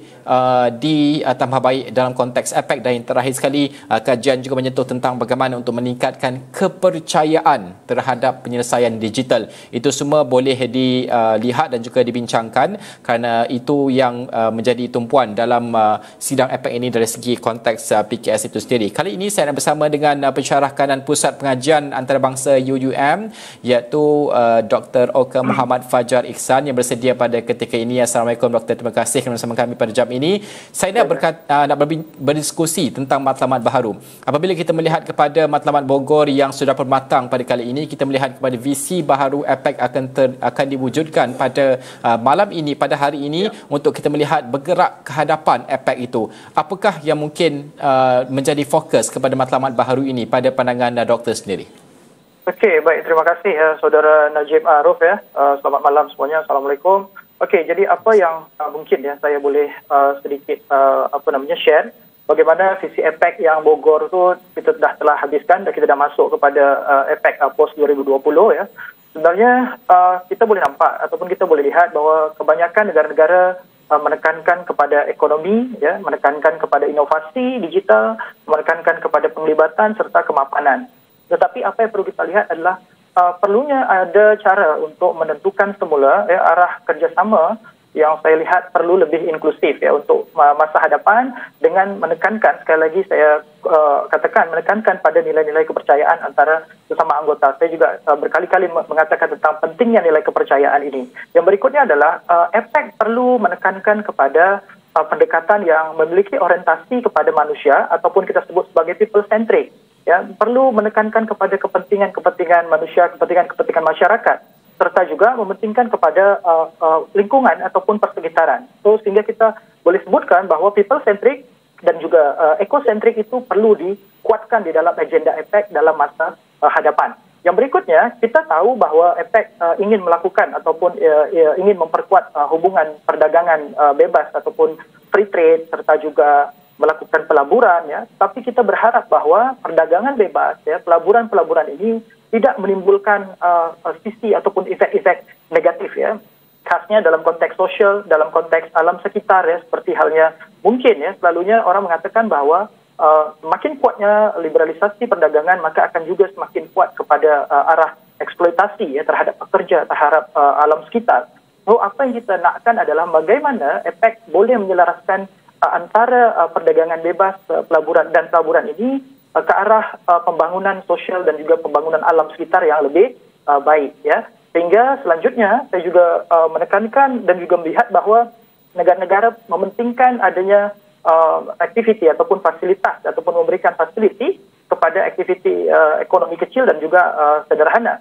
So, dalam konteks ini kita boleh cuba untuk mengkapitaliskan ya kaum-kaum muda kita ataupun kaum-kaum muda di negara-negara anggota yang ada untuk menciptakan sesuatu, untuk melakukan inovasi di dalam itu. So, sehingga kita no one left behind, tak ada yang tertinggal ya untuk dalam program ataupun dalam agenda APEC ini. Selanjutnya pula kita perlu membagi peranan masing-masing ya terhadap negara-negara yang ada negara kecil, negara besar, negara emerging. Perlu kita bagi peranan masing-masing kepada mereka mengikut matlamat dan juga kemampuan tiap-tiap negara. Kerana tak semuanya negara mempunyai ataupun memiliki kemampuan yang sama, sehingga perlulah dibagi, ya, didistribusikan peranan-peranan itu. Selanjutnya, apa yang paling penting sekali adalah bagaimana kalau tema yang diambil shared prosperity, bagaimana membahagikan kemapanan itu, ya, kekayaan itu. So perlulah ditunjukkan caranya ataupun strategic planningnya seperti apa dalam melakukan distribution of wealth, distribution of prosperity secara seimbang dan merata. Ya, kalau saya lihat perlu saja mulai dari aspek-aspek yang lebih kecil misalnya. Karena kita tak nampak pun, ya, kalau dalam konteks masyarakat apa fungsi APEC masyarakat akan macam tu. Ataupun kita pergi keluar, kita tanya orang, apakah anda tahu APEC? Mungkin mereka akan berkata saya tak tahu APEC. Artinya apa? Perlulah membuat satu program-program yang menyentuh langsung kepada masyarakat, khususnya adalah masyarakat kecil, memberikan fasiliti pendidikan, membangun sekolah APEC, APEC Corner, APEC Center, ataupun apa-apa sahaja yang mungkin boleh memberikan impact yang secara langsung direct kepada masyarakat. Yang berikutnya, saya perlu lihat bahawa dalam konteks COVID sekarang ini ataupun 4 tahun kebelakangan, ya, adanya ketidaktentuan di dalam strategic partnership dan juga kerjasama, maka pentinglah dilakukan ataupun pentinglah mengangkat agenda ataupun program untuk menjalankan collective resilience, ya, ketahanan secara bersama, ya, sehingga tidak ada lagi apabila ada keadaan yang tak pasti, ya, ataupun potensi ketidakpastian ataupun ketidaktentuan, uncertainties misalnya pada masa hadapan, kita ataupun negara-negara APEC akan ready ataupun sudah bersedia, ya, untuk mengalami tekanan-tekanan tersebut. Sehingga adanya collective resilience itu perlu untuk ditekankan. Ya, kalau kita lihat juga negara-negara juga mengambil ataupun menekankan kepada pendekatan digitalisasi, ekonomi, inovasi, ya, dan juga macam mana mengkapitaliskan Industrial Revolution 4.0. Tetapi yang paling penting adalah macam mana negara melakukan sharing ataupun exchange of knowledge dan juga exchange of technology. Itulah yang sukar. Ya, karena teknologi dan juga knowledge itu tidak hanya monopoli ataupun dikontrol oleh negara-negara besar saja. Jadi macam mana negara-negara kecil ini pun dapat juga knowledge, dapat juga teknologi sehingga dia boleh berkembang. Ya, itu yang kita perlukan. Sehingga share dalam konteks pengetahuan, share dalam konteks teknologi itu penting sehingga kita boleh sama-sama maju di dalam itu. Jadi tidak ada satu yang lebih berbanding dengan yang lain sehingga yang lain yang kecil-kecil pun akhirnya dapat tertinggal. Yang berikutnya adalah saya sekali lagi ingin menekankan kepada perlunya aspek-aspek program-program yang dijalankan dengan menekankan pembangunan manusia ataupun human development di dalam itu secara berkelanjutan. Okey, kalau kita tahu bahawa state development memang kita dah terbangun ataupun pembangunan negara. Tetapi pembangunan manusia, insan-insan yang ada di dalam tu pentinglah untuk kita untuk kita fokuskan. Sehingga cara-cara pembangunan manusia dan pembangunan negara, state development dan juga human development secara berkelanjutan ini, ya, penting kita jalankan secara lestari ataupun sustainability, ya, menggunakan pendekatan sustainability, ya. Sehingga apa yang kita rasakan sekarang ni dapatlah dirasakan pada generasi hadapan ataupun generasi masa depan kita. Anak-anak cucu kita boleh merasakan hal yang sama yang pada hari ini. Ya, sehingga perlu melihat aspek-aspek ekologis dan juga aspek-aspek alam sekitar, ya, sehingga kita tak boleh terlalu menekankan kepada ekonomi makro dan yang besar-besar tanpa mengambil kira hal-hal seperti ini. Ya, pendekatan-pendekatan quadruple helix, quintuple helix misalnya perlu di-adopt dan juga bolehlah negara-negara sudah mula untuk mengalihkan, ya, ataupun mengetepikan segala potensi perselisihan, persaingan, rivalries yang ada di antara anggota ekonomi tersebut. Mungkin itu yang kita harapkan, ya.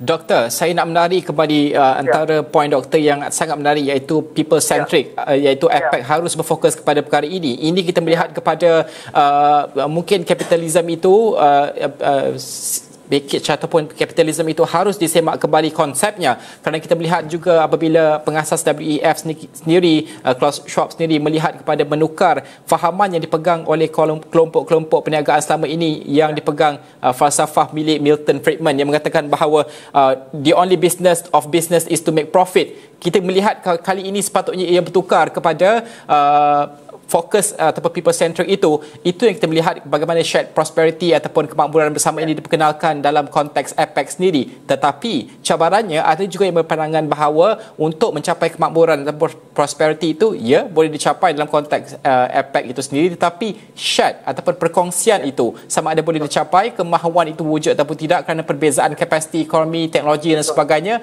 Bagaimana pandangan doktor sendiri? Baik, itu sangat menarik sekali ya, sebab kita selalunya terfokus kepada wealth of nation ya, tapi kita lupa terfokus untuk wealth of human ya. Selalunya akan ke arah sana lah. Sehingga ada kritik ya, seperti kumpulan-kumpulan ya dari anti-liberal movement misalnya, anti-globalization movement, anti-capitalism movement misalnya, yang menyatakan bahawa liberalisasi ekonomi ini sebenarnya menciptakan keadaan yang tidak seimbang ya. Dia katakan seperti itu, menciptakan keadaan yang tidak seimbang. Maknanya kita boleh sebab itu adalah dasarnya daripada kita sendiri, daripada leader sendiri, daripada manusia sendiri. Sehingga kita harus kembalikan lagi kepentingan apa yang kita perlu capai. Ya, itulah saya katakan tadi, boleh adanya liberalisasi, tetapi liberalisasi itu mestilah menekankan kepada kepentingan masyarakat, kepentingan manusia yang ada di dalam itu lagi. Ya, selanjutnya juga yang saya pentingkan adalah bagaimana yang menciptakan bukan hanya kerjasama menciptakan free trade ya, perdagangan bebas, tetapi juga how to create a fair trade. Bagaimana untuk menciptakan keadaan yang lebih adil ataupun perdagangan yang lebih adil. Karena kalau kita tengok ya, dasar-dasar dalam perdagangan bebas kita dah tahu bagaimana negara nak mengurangi ataupun nak menghapuskan tarif barriers ataupun hambatan-hambatan tarif, di mana transaksi ekonomi akan lebih cepat. Sehingga ketika cepat produksi di dalam satu syarikat ataupun beberapa syarikat yang ada akan menimbulkan satu bentuk pemaksaan yang cukup agresif ya, ataupun forces ya, tekanan-tekanan yang cukup agresif. Sehingga dalam satu sisi ya, liberalisasi ini otomatik juga dapat memberikan ya, membawa efek yang mungkin negatif ya, kita sebutkan agak negatif bagi kalangan siapa? Kalangan pekerja. Ya, jadi kalangan pekerja perlu kita perhatikan dalam liberalisasi ini. Kalangan pekerja, upah minimum dia macam mana? Upah gaji dia macam mana? Adakah dia kerja dalam keadaan yang selamat? Adakah value yang antara produk itu dibagi secara merata ataupun secara adil? Sehingga macam mana kita nak mendukung hak-hak para pekerja, macam mana kita nak memperbaiki kondisi kerja, dan juga macam mana kita nak berusaha untuk menghilangkan perbezaan ataupun gap jurang ya antara income pekerja di antara satu negara dengan negara lain. Sehingga apa yang perlu di sini adalah pemberian tumpuan antara syarikat-syarikat serta juga kerajaan untuk menciptakan ataupun membangun iklim ataupun membangun situasi perdagangan, mengatur sistem perdagangan yang lebih adil ya bagi kedua-dua aktor tersebut ya, ataupun bagi seluruh aktor lah. Saya cenderung ke arah sana. Maknanya pendekatan-pendekatan kapitalisme seperti itu ataupun yang lebih merujuk kepada over-exploitation of workers dan juga over-exploitation of environmental system ya, perlu kita arahkan kepada pendekatan-pendekatan yang lebih mendekatkan kepada community, komunitarian misalnya, pendekatan-pendekatan yang lebih membangun rasa antara percaya antara pekerja dengan juga kelas-kelas yang bukan pekerja. Semua itu kena dilingkan ya. Jadi inilah harapan kita, inilah cita-cita kita. Adakah efek mampu membawa ke arah sana ya, bukan hanya negara-negara anggota ya, tetapi juga boleh memberikan manfaat kepada negara-negara jirannya. Itu yang mungkin kita boleh tekankan. Sehingga empowering itu perlu ya, empowering ataupun macam mana kita nak memberdayakan kelas-kelas yang terpinggirkan ataupun kelas-kelas yang marginal ya, macam mana nak meningkatkan kualiti hidup mereka. So itulah tadi saya kata, mula sahaja dari hal-hal yang kecil. Membuat kooperasi misalnya, membuat corner-corner effect misalnya, membuat fasiliti pendidikan bagi anak-anak misalnya yang tak dapat akses ya, itu ke arah sana. Sehingga kita tahulah ada yang kita sebut sebagai efek yang boleh memberikan impact ya kepada mereka, sehingga mereka merasakan okey, efek ni memiliki arti yang penting, efek ini memiliki sesuatu fungsi, menjalankan fungsi yang baik ya, dan juga memiliki peranan yang positif bagi mereka. Mungkin itu pendapat saya. Okey, Dr. Oka, terima kasih kerana bersama kami pada jam ini. Dr. Oka Muhammad Fajar Ihsan yang merupakan pensyarah kanan Pusat Pengajaran Antarabangsa Universiti Utara Malaysia membincangkan panjang lebar. Kita bincangkan tentang bagaimana ia sepatutnya menjadi people-centric dalam perjalanan APEC itu sendiri, dan setiap pembentukan dasar di setiap ekonomi APEC itu penting berbanding dengan hanya berfokus kepada keuntungan perniagaan dasar dan sebagainya, tapi pada akhirnya bagaimana rakyat setiap negeri, setiap ekonomi APEC ini dapat merasai segala nikmat yang kita wujudkan di bawah APEC ini. Terima kasih Doktor. Okey, kita akan berhenti rehat seketika. Kita kembali selepas ini dengan perbincangan lebih lanjut berkaitan dengan APEC 2020.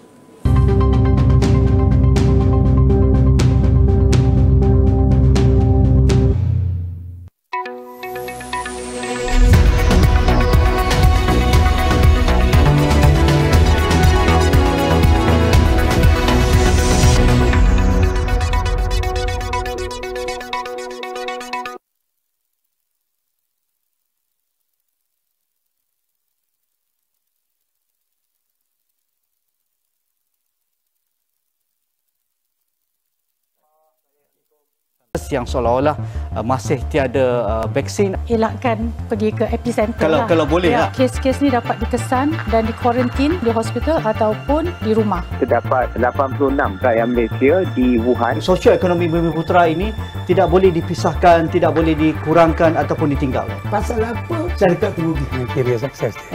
The success is not necessary pada saya lah. Kalau kita nak menolong sesuatu. Isra, apa benda Rancak TV ni? Rancak TV ni adalah sebuah channel digital yang bernaung di bawah Isra Awani. Apa yang best sangat dengan Rancak TV ni? Of course best, sebab dia ada macam-macam cerita. Dia ada cerita pasal isu-isu semasa, cerita pasal kesenian, cerita pasal hiburan, cerita pasal kecerdasan, cerita pasal sukan, cerita pasal travel, cerita pasal sejarah, fakta-fakta menarik. Dan mereka juga ada buat short film dan juga dokumentari. Dan yang paling penting, Rancak TV tak ada cerita pasal politik. Wah, menarik tu. Kena bayar ke nak tengok konten-konten Rancak TV ni? Tak payah bayar, satu sen pun tak payah keluar. Yang penting korang follow, like dan subscribe YouTube, Instagram, Facebook dan juga Twitter Rancak TV. InsyaAllah kehidupan anda akan menjadi lebih rancak sampai situ. Kini berwajah baru. Ini pula susulan khas pesawat Back Air di Kazakhstan. Pesawat berkenaan dilaporkan tergelincir 2 kali. Notifikasi berita terkini dan navigasi mudah. Podcast dikemas kini dengan berita dan program. Rebirth, Reformasi, Resistance and Hope. Serta video tanpa had dengan scroll tanpa henti. Buat turun aplikasi baru Astro Awani sekarang. Asrama Mahat Tahfiz Jawaban. Bila sentuh soal berita, tiada masa untuk tunggu. Kepada anda kami bawakan fakta, susulan dan kupasan yang terkini.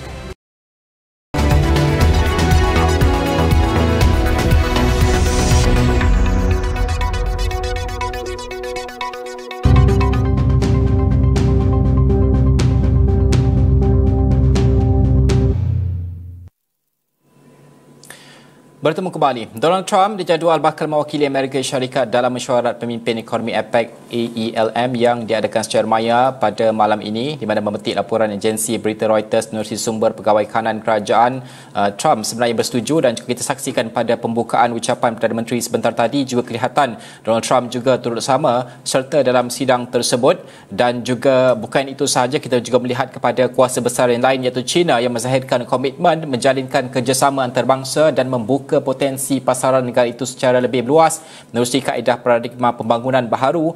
Dan itu kata Presidennya Xi Jinping ketika menyampaikan ucapan bagi dialog CEO Kerjasama Ekonomi Asia Pasifik APEC Malaysia 2020, di mana beliau berkata bahawa paradigma pembangunan baharu adalah keputusan strategik yang dibuat berdasarkan tahap dan keadaan pembangunan semasa di China.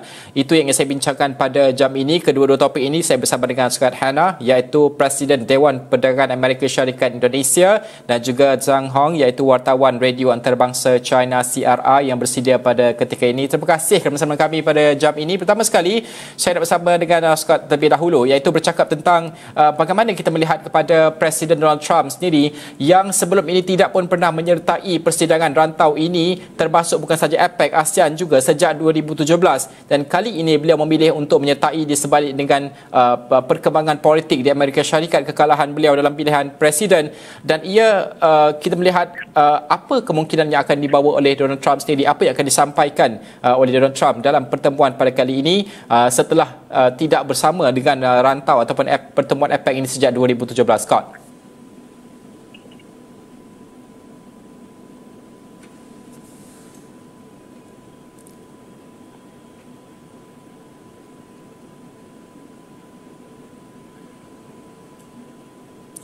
Scott boleh dengar saya?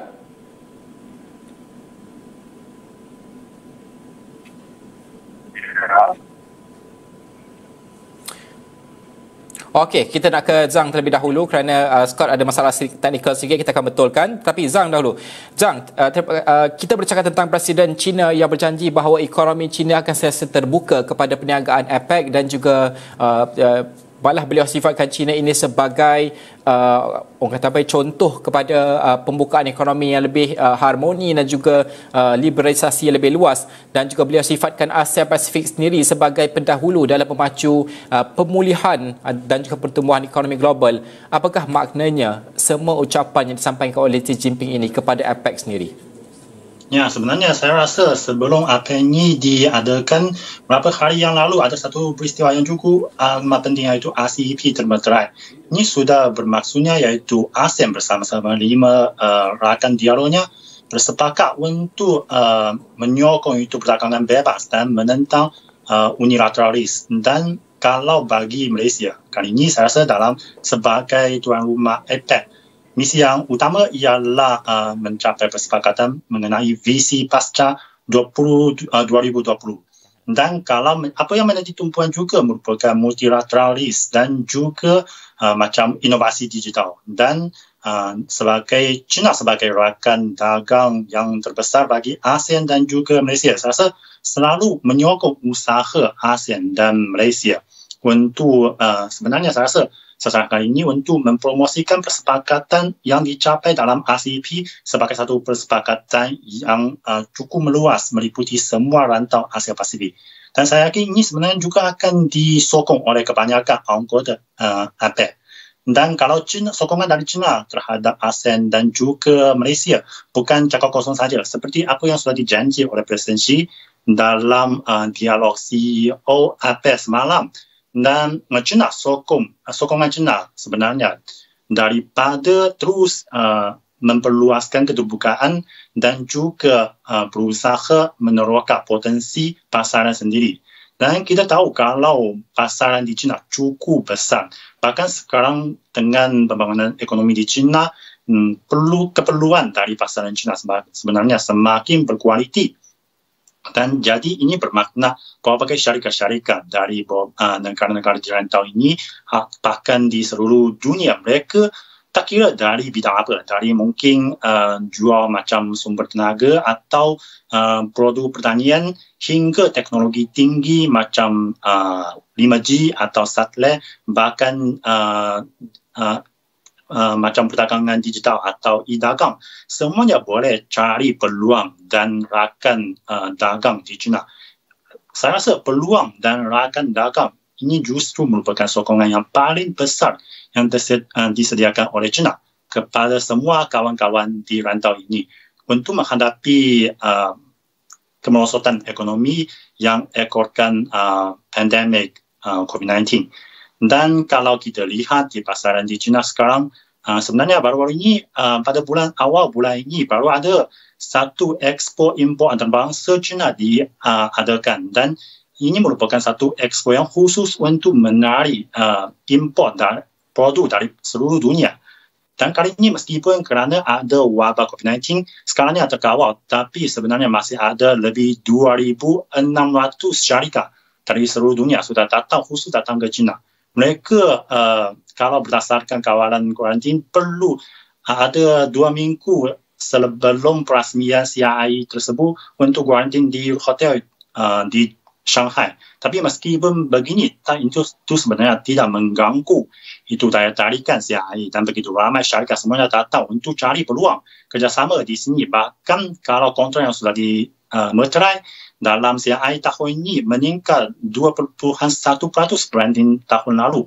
Dan ada ramai syarikat-syarikat dari luar negara sudah memohon untuk mendaftar menyertai CII pada tahun depan, bahkan 3 tahun akan datang.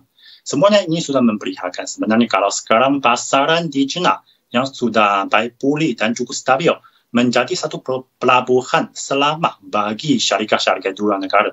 Kerana kalau macam perdagangan mereka dengan berbagai pasar-pasar di dunia yang cukup besar seperti Amerika Syarikat atau Eropah terganggu ekoran pandemik, mereka boleh mencari keuntungan di pasaran China. Bahkan mungkin keuntungan mereka di pasaran China masih meningkat berbanding dulu. Dan satu lagi iaitu juga pada bulan ini ada satu pesta e-dagang iaitu 11 November. Ini merupakan satu dulu merupakan macam pesta bujang, tapi sekarang menjadi satu pesta memberi belah e-dagang punya dalam talian. dan dalam 11 hari sahaja jualan dalam talian ini sudah mencapai lebih 400 bilion ringgit Malaysia. Saya rasa ini sebenarnya memperlihatkan satu potensi yang cukup besar jualan ringgit di China punya dan juga keperluan besar terhadap produk-produk dari Malaysia, dari berbagai negara lain. Kerana saya sudah cuba macam pada pesta kuih bulan tahun ini, saya sudah cuba kuih bulan yang dibuat dari durian Musang King dari Malaysia. Dan kalau sekarang di platform e-dagang China juga boleh membeli macam durian Musang King yang segar dari Malaysia. Dan kalau bagi berbagai PKS, syarikat kecil dan sederhana di Malaysia, di seluruh dunia, mereka akan mendapat peluang juga dengan menggunakan berbagai platform e-dagang atau inovasi digital untuk mencari peluang untuk meneroka pasaran di China punya.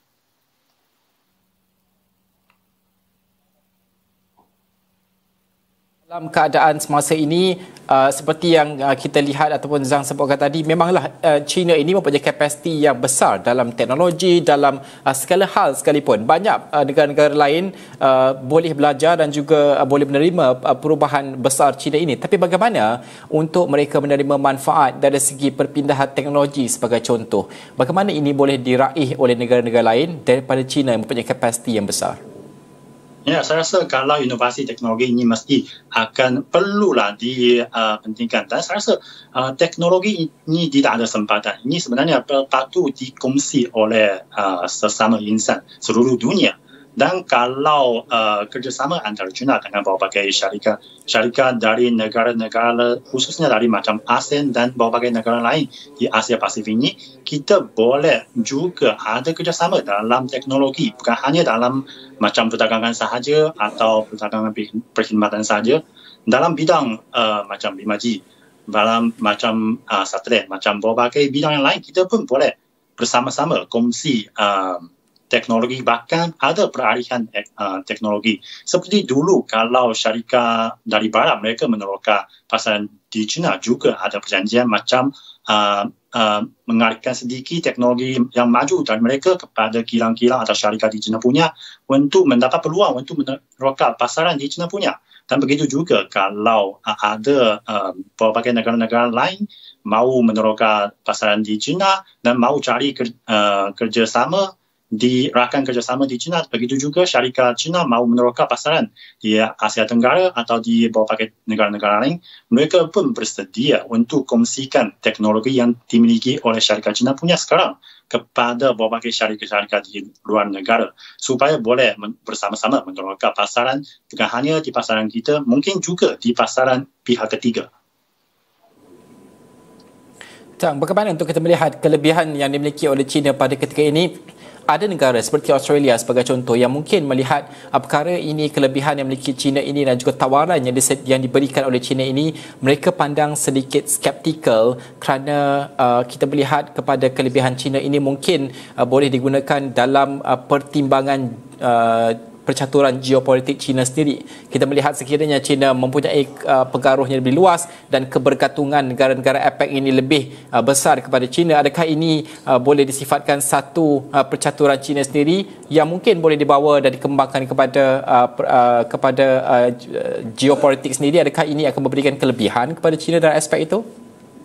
Ya, sebenarnya saya rasa kalau kali ini macam Australia juga sudah memeterai RCEP ini bukan satu boleh dikatakan hasil yang cukup positif kerana kalau pergeseran atau perselisihan antara China dengan Australia boleh menambah satu platform untuk penyelesaiannya. Dan sebenarnya kalau katakan menggeopolitikkan teknologi sebenarnya bukan China, saya rasa justru merupakan negara-negara lain macam Amerika Syarikat atau berbagai negara lain yang sudah menyeka atau meletakkan sekatan kepada berbagai teknologi canggih di China punya, termasuk 5G dari Huawei, tanpa bukti atau dengan alasan katakan akan menjadi ancaman keselamatan.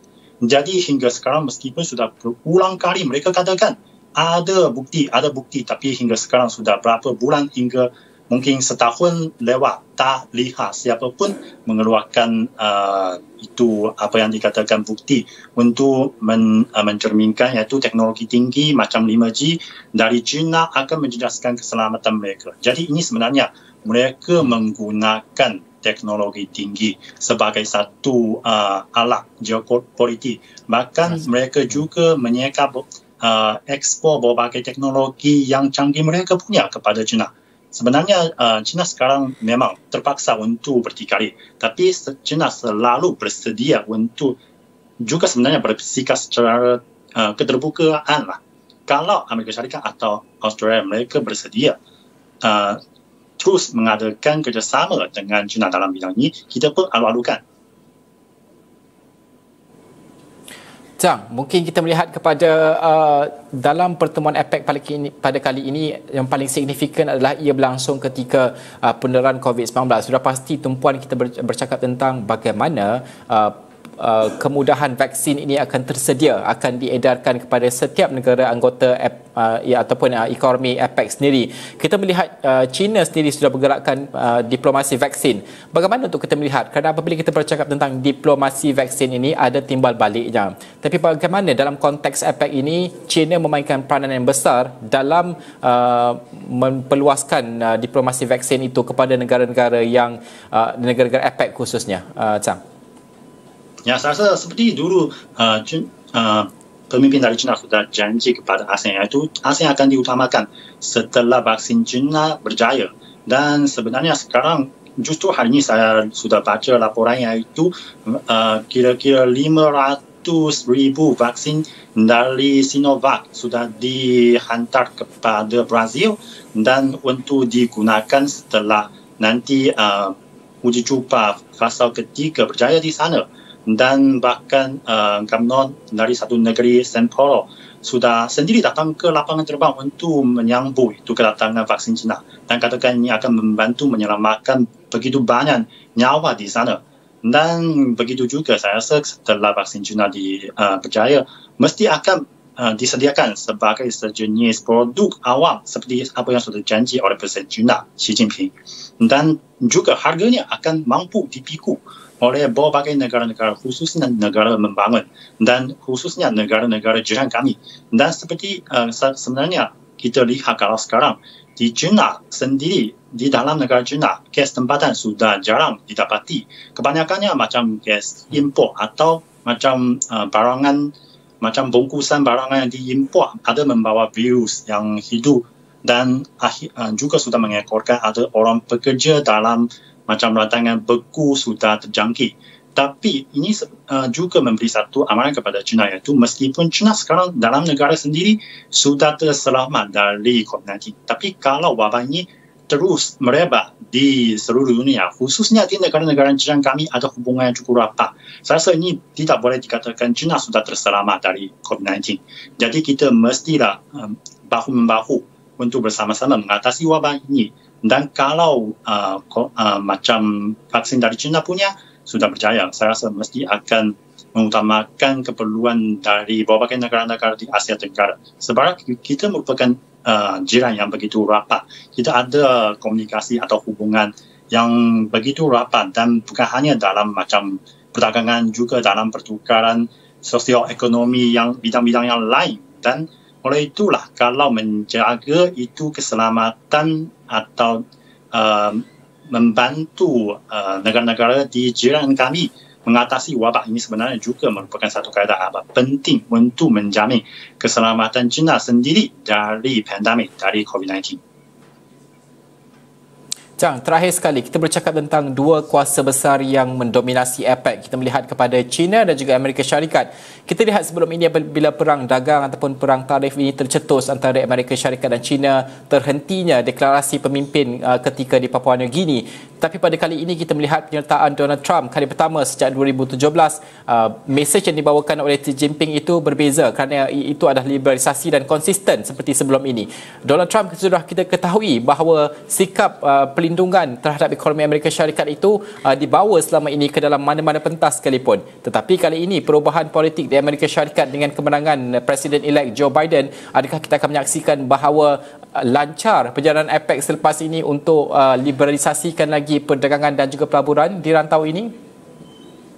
Ya, saya rasa setelah ada perubahan kerajaan di Amerika Syarikat, mungkin akan ada sedikit perubahan sikap Amerika Syarikat terhadap kerjasama di rantau ini, dan mungkin Joe Biden akan menjadi lebih pragmatik dan untuk mencari satu saluran yang amat rasional untuk menangani hubungan dengan China, termasuk dalam hubungan perdagangan dengan China. Kita kedua negara sebagai kedua entiti ekonomi terbesar di dunia, mestilah ada pergeseran atau perselisihan tentang ekonomi atau tentang berbagai bidang lain.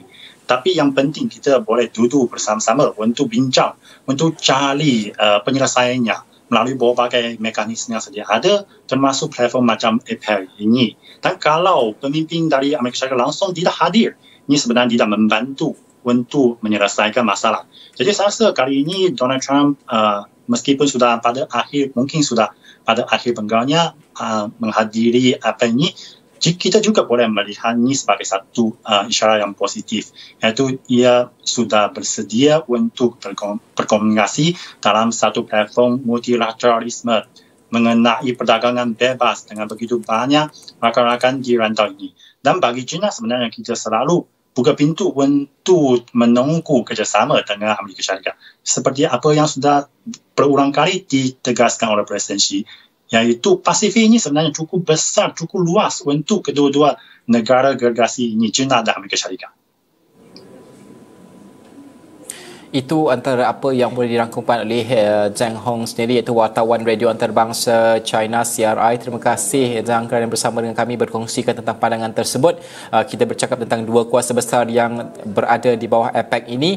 Bagaimanakah mereka pertemuan sebelum ini, bagaimana kali ini dengan penyertaan Donald Trump, untuk kita melihat adakah berlaku perubahan dan sebagainya dari segi pendirian itu. Dan bukan itu saja, kita bercakap tentang naratif perdagangan dan juga pelaburan yang baharu yang perlu disusun oleh APEC sendiri, ekonomi APEC pada malam ini, dan juga visi baharu menggantikan Matlamat Bogor. Kita akan melihat juga bagaimana halangan tarif dan juga halangan bukan tarif akan lebih diharmonikan oleh ekonomi APEC. Kita juga bercakap bagaimana yang diuraskan oleh tetamu kita sebentar tadi, iaitu bagaimana APEC seharusnya menjadikan semua polisi dasar yang dirangka ini pada akhirnya ia menjadi ataupun berpusat kembali kepada rakyat ataupun penduduk-penduduk ekonomi APEC yang seharusnya menerima manfaat secara lebih meluas, bukan sahaja perniagaan menerima, tapi rakyat itu bagaimana ini akan memberikan kemakmuran yang lebih bersama dalam erti kata kita melihat kepada konteks fokus kita, iaitu shared prosperity ataupun kemakmuran bersama itu bergerak ke hadapan dalam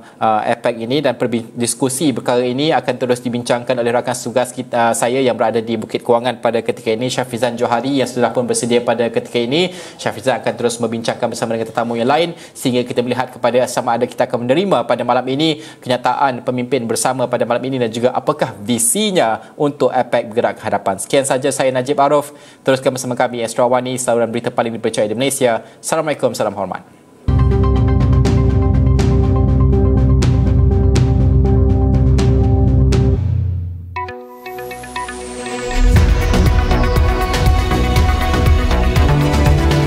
COVID-19 is still on. It is our responsibility to adhere to all the regulations set by our Ministry of Health. We are in the era of a new norm. Face masks, social distancing, and also hand hygiene are just basics. We can do this together, and let's not take it easy.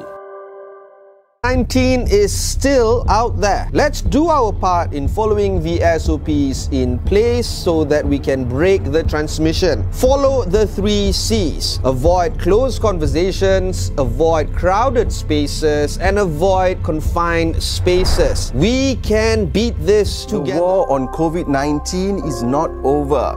We should not take this lightly. Let us ensure all steps are taken to avoid the spread of the virus, be it social distancing, hand hygiene, and wearing of the face mask. It's a new norm. Let's not slack. We can do this. We've done great so far, but the fight is far from over. We need to be vigilant to keep ourselves and others safe. Wear a mask, wash your hands, and when you're out, keep a safe distance. In fighting this virus, we can't relax, so don't be lax. war against COVID-19 is still on. It is our responsibility to adhere to all the regulations set by our Ministry of Health. We are in the era of a new norm. Face masks, social distancing, and also hand hygiene are just basics. We can do this together, and let's not take it easy. 19 is still out there. Let's do our part in following the SOPs in place so that we can break the transmission. Follow the 3 C's. Avoid closed conversations, avoid crowded spaces, and avoid confined spaces. We can beat this together. The war on COVID-19 is not over. We should not take this lightly. Let us ensure all steps are taken to avoid the spread of the virus, be it social distancing, hand hygiene, and wearing of the face mask. It's a new norm.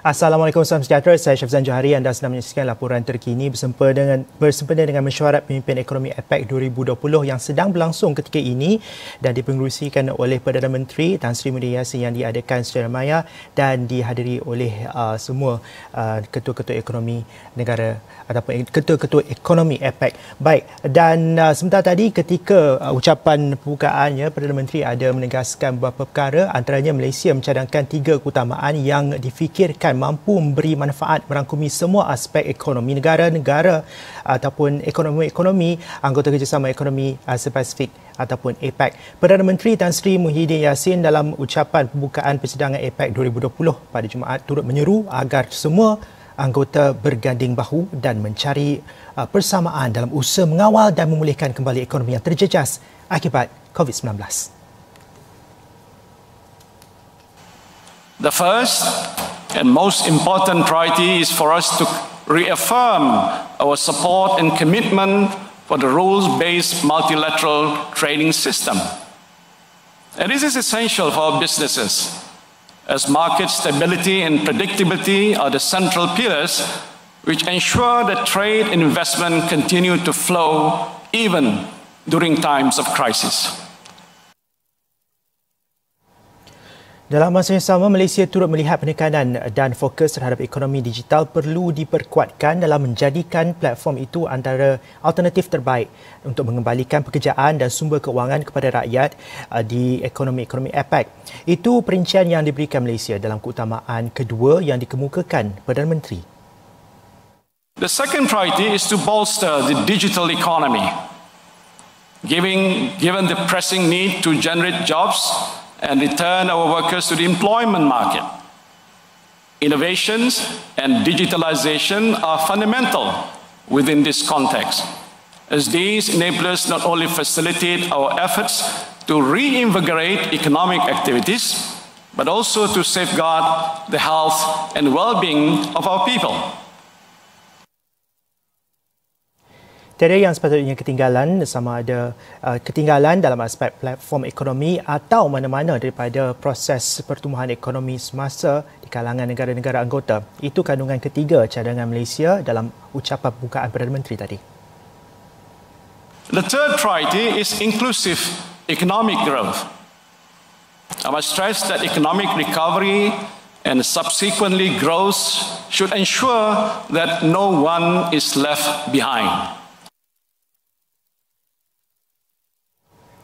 Baiklah, bakal berhubung bersama kita melalui maya juga ialah Profesor Dr. Sufian Jusoh. Beliau merupakan pengarah Institut Kajian Malaysia dan Antarabangsa IKMAS UKM dan juga Profesor Kriensak Cherawangsak, iaitu pengerusi Institut Bangunan Negara di Thailand dan juga Profesor Kriensak sudah pun bersedia di talian ketika ini. Hello Profesor. Hello. Hello Professor, it's good to talk to you again, Professor. Yes, thank you. Professor, as we are waiting for the declaration, the APEC declaration, I would like to we somehow rather kind of understand and can somehow anticipate the kind of decision that we made and the kind of collaboration that will be strengthened after this meeting. So moving forward, what will be the opportunities for regional economic growth and regional economic collaboration for APEC, and especially when we talk about the RCEP, which was signed a couple of days ago? How would the APEC economies can strengthen their economic collaboration and to bring us together for the road of recovery? Well, let me say at the outset, if we want to see APEC moving together strongly, we need to stop being paper tigers. That means we have to have tooth to our tiger. It has been a toothless tiger for a long time. It's a lot of talk shop, and nothing is being implemented that much over the years. Despite the potential, I see the potential. I'm hopeful that the 21 countries coming together in APEC that comprises of 40% of world population and 60% of world GDP, which is a very large grouping, and half of the world trade, in fact, is the biggest multilateral possibility. But APEC yet very weak. It can be compared to RCEP, and RCEP is smaller. RCEP only have 15 countries with 30% of population in the world, including it, and 30% of GDP of the world. And TPP, which is even less, 12 countries, only about 11.4% of population and 36% of GDP of the world. And the version of CPTPP without US become 11 countries with 7% of world population and only 14% of world GDP. That means, to me, we are not living up to the standard. All right. APEC can perform better because it's the biggest multilateral organization among the four I mentioned. Therefore, if we want to get moving for the future, one, we have to stop being paper tiger. We have to really work. Number two, we have to change our mentality that is currently in the world of non-globalization, non-globalism. We have turned to a lot of economic nationalism, a lot of protectionism, a lot of state capitalism, and therefore every country must do some soul searching and say, are we serious about our declaration? Do you really want economic growth? Do you really want to enhance the region? You want to enhance the world? If you want to, let's move forward together, work together in a real way. That means our mentality has to change. Two, the supply chain has been broken due to COVID. Now we have to patch back somehow. At least some sub-segments of regionalism have to be there in APEC. My feeling is that we have opportunity if we learn how to connect together. Our connectivity logistically is there in APEC, in trade, investment. We need to allow labor mobility. After COVID can be dealt with properly and safeguarding the issue of the spread of COVID, we need to work hard in connectivity. We need to work hard in synchronizing our policy together so that our policies, fiscal monetary policies and our exchange rate policies in APEC has to be synchronized. We also need to have common regulation and common standards among APEC countries so that we don't waste our time. My suggestion is really clear. One, we have to work together. Two, we need to recognize that the key players in APEC are US and China, the two leaders in the world. Today, they don't get along.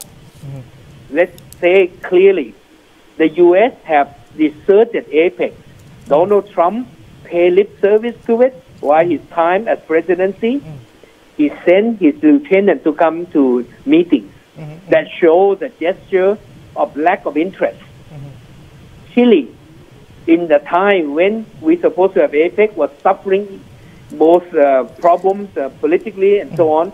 Therefore, it was cancelled, the meeting. So APEC, the host, become unwilling to move on during the Chile time, the country of Chile. Professor. Only China seems to be showing the gesture of wanting to do something, and this time the China positive gestures was clear by suggesting that China wants to lower the tariff of import of high quality products, wanted to have free market among innovative products, and China wants to pursue not only internal policy of economic expansion, but international connection as well. Therefore, China seems to be willing in the APEC. But now we have to move U.S. Now there's a chance because Biden is coming in January the 20th. Yeah. We have to persuade Biden to come back to the table and work with APEC and make APEC workable. Let me mention to you the opportunity here. The U.S. and China are in APEC. It's the only forum, in a significant forum, that the two of them are in the same place. This is a chance because in RCEP, only China there. In TPP, U.S. have withdrawn. Therefore, there is nothing left for China and U.S. to work together in the economic big multilateralism. Professor, this is the only one, APEC. Professor. I'm suggesting that we must persuade the two countries, the two big superpowers, to work together in APEC. Yes, Professor. There are two questions that I want to ask now. Number one is how would we envision the regionalization or regionalization post-COVID 2020? How would the regionalization economic pact look like after COVID? Number one. Number two, as we're speaking now, President Trump is attending a virtual meeting with all the economic leaders. And what does this mean? This is the first time ever in his presidency that he is attending APEC meeting. So what does this tell us, Professor? Let me tell you that regionalism has to be done properly by doing what we can with our neighbors that substantially can handle COVID well, and post-COVID, things will change. Therefore, we need to strengthen regionalism without being exclusive and being an open regionalism so that it will continue to enhance the global connection. I would say, yes, why not? We need to create connectivity.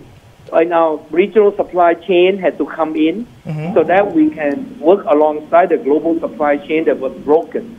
So I'm hopeful that APEC can become a real tiger with some tooth that can really bite.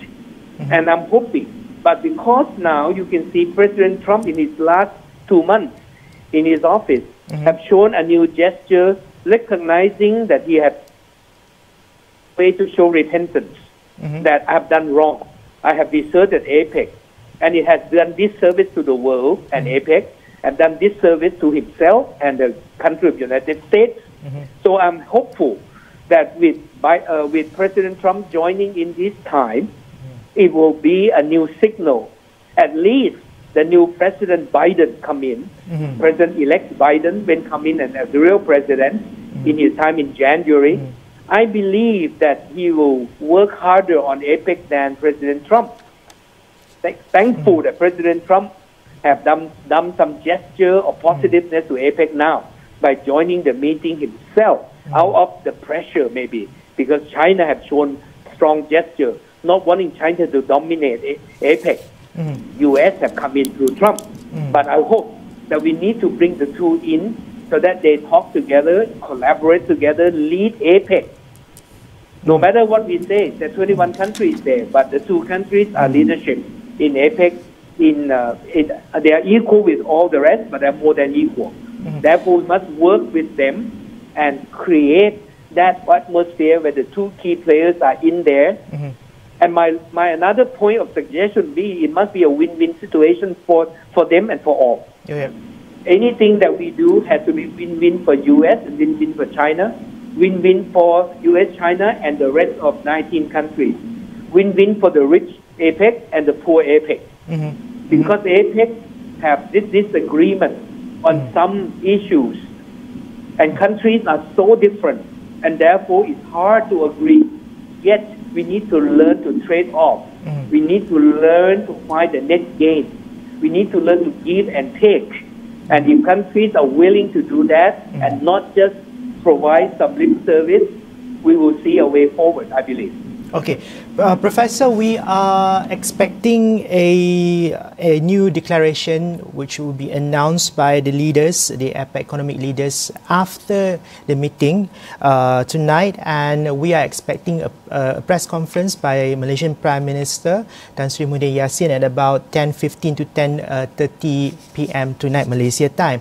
But meanwhile, the chairman of APEC this year, the Prime Minister of Malaysia, he said the rule-based multilateral trading system must be upheld. When he says the rule-based multilateral trading system, weren't there any rule-based multilateral trading system before, or the kind of multilateralism trading system that we have now should be enhanced?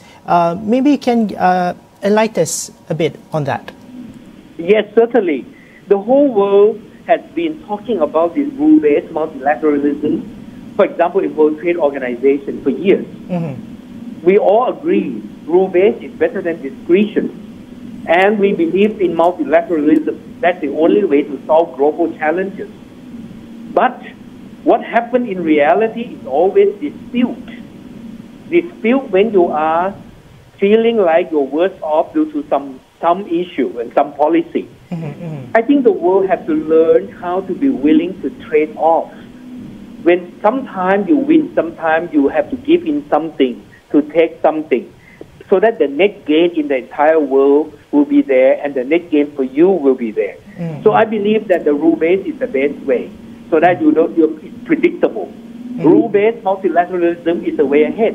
I concur with this issue, and I like to congratulate Prime Minister of Malaysia for saying that. That means what we say in theory is not being practiced fully.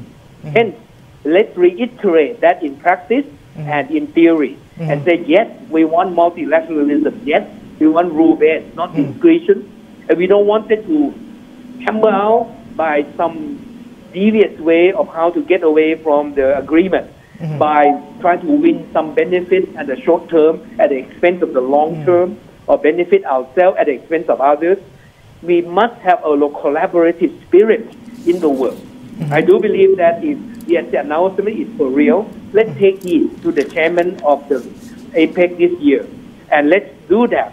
Let's move forward. Let's persuade the two superpowers particularly. Let me tell you, the world is moving towards decoupling.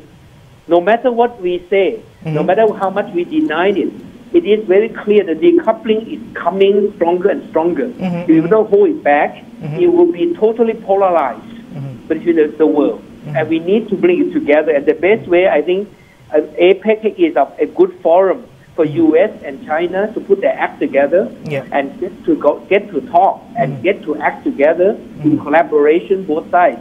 It takes two to make a clap. You have to clap with two hands, not one hand. That means U.S. have to work with China and China have to work with U.S. Must be give and take. The attitude must be there, and let's work together, and let the rest of the world, another 19 countries, but in particular in APEC, has to come together in unity and persuade U.S. and China to work together for the sake of them and the rest of the world, and APEC as well.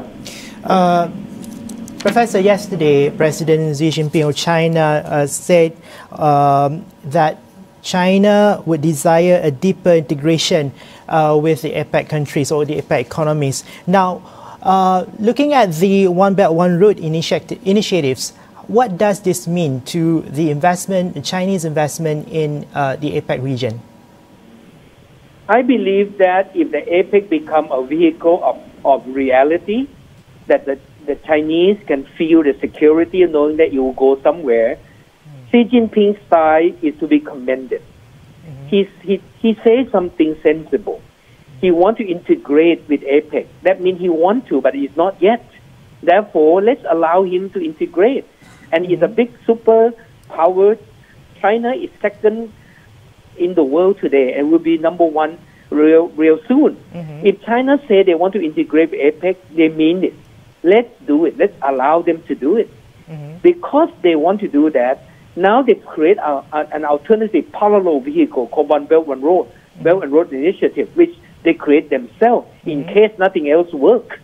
I'm sure it must come out in some way of frustration that regionalism in the world and multilateralism is not working. So China find a way for themselves to work with the rest of the world that will be willing to work with them to Belt and Road Initiative, to be commended.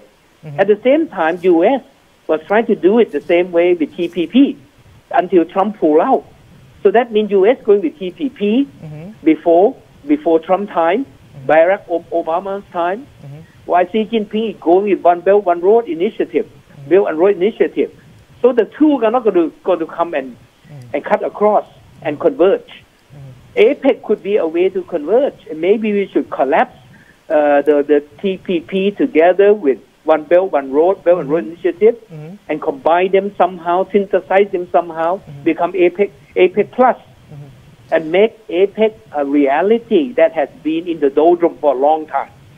I'm all for the two superpowers and the rest of the world to get together. Let's make APEC even bigger. We can call APEC Plus. APEC can be the prime mover and move it. After all, we are ASEAN. ASEAN is part of APEC. ASEAN 10 countries need to integrate even more.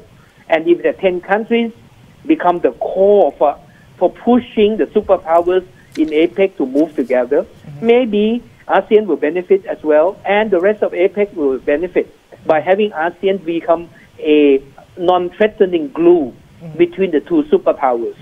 Why don't we do that? I'm hoping, maybe it's wishful thinking for the short term, but hopefully it's reality in the long term. Why can't we create a new regionalism, a new kind of multilateralism that combines both the two superpowers and the strings of the two superpowers and connect the decoupling? And let's call it decoupling. That means we get rid of the decoupling altogether, so that we do no longer have the decoupling. Put them together in APEC Plus. Maybe we should strengthen APEC, enhance it, and collapse the TPP together with the Belt and Road Initiative together into APEC Plus. Call it something else. You can call a new name if you want. But the world needs it badly. Well, you're envisioning two mega global economic cooperation, right? And now, what does this mean to the people? Now, we're in APEC 2020. We're talking about what we call shared prosperity and how it is in the end translate to the prosperity of the people in the economies. With COVID-19, the economic went down very bad, and we haven't seen any. It is very difficult to see any significant economic improvement down the line. So how would you envision in this aspect the kind of greater collaboration of APEC and maybe the APEC Plus that you've envisioned just now can help the people to recover from COVID-19? Let me tell you, COVID can be a threat and can be an opportunity. I just chaired an international conference on nation building on the 18th and 19th of November.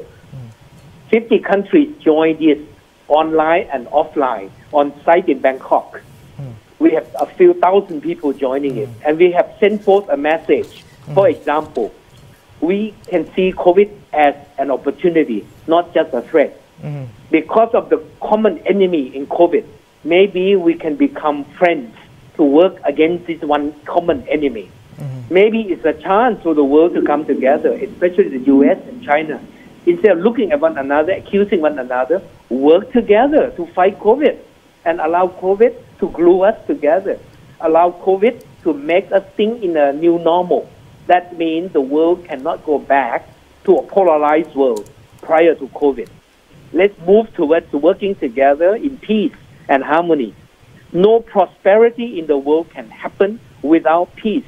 And if we have division and we have quarrel, we have war, we have fight, the world could never prosper. The only way is to urge all the big leaders to think humanly and to have a human heart and say, let's work for the prosperity of the world so that the little people, like the poor, the people who are underprivileged, can be taken care of. Usually when you have conflicts, the people that are worse off are not the rich and powerful. It's the poor and the downtrodden. Let's make sure that the poor are taken care of in the world. We have a lot of poor people today. With COVID, we have more unemployment than ever before. With COVID, we have more poor people than ever before. Even before COVID, we already have disparity in the world and in each country. But after COVID, it's worse. Therefore, let's use COVID as an opportunity, as a common enemy. You can punch COVID and say that you are a bad enemy so that we can become friends. Why can't we get our act together?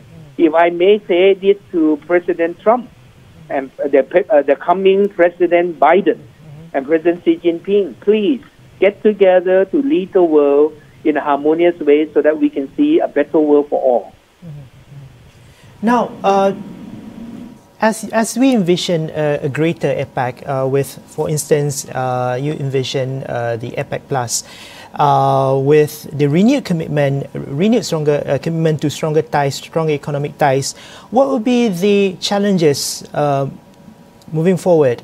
Would there be any political risk that the leaders will need to undertake and that would hamper their decisions and their commitments towards greater collaboration, for instance, Professor? Yes, I think there's a risk going there for collaboration because everyone are on their own.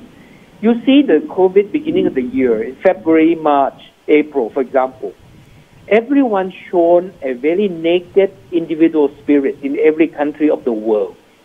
Hardly anyone help one another. Hardly. And the help are just a little gesture.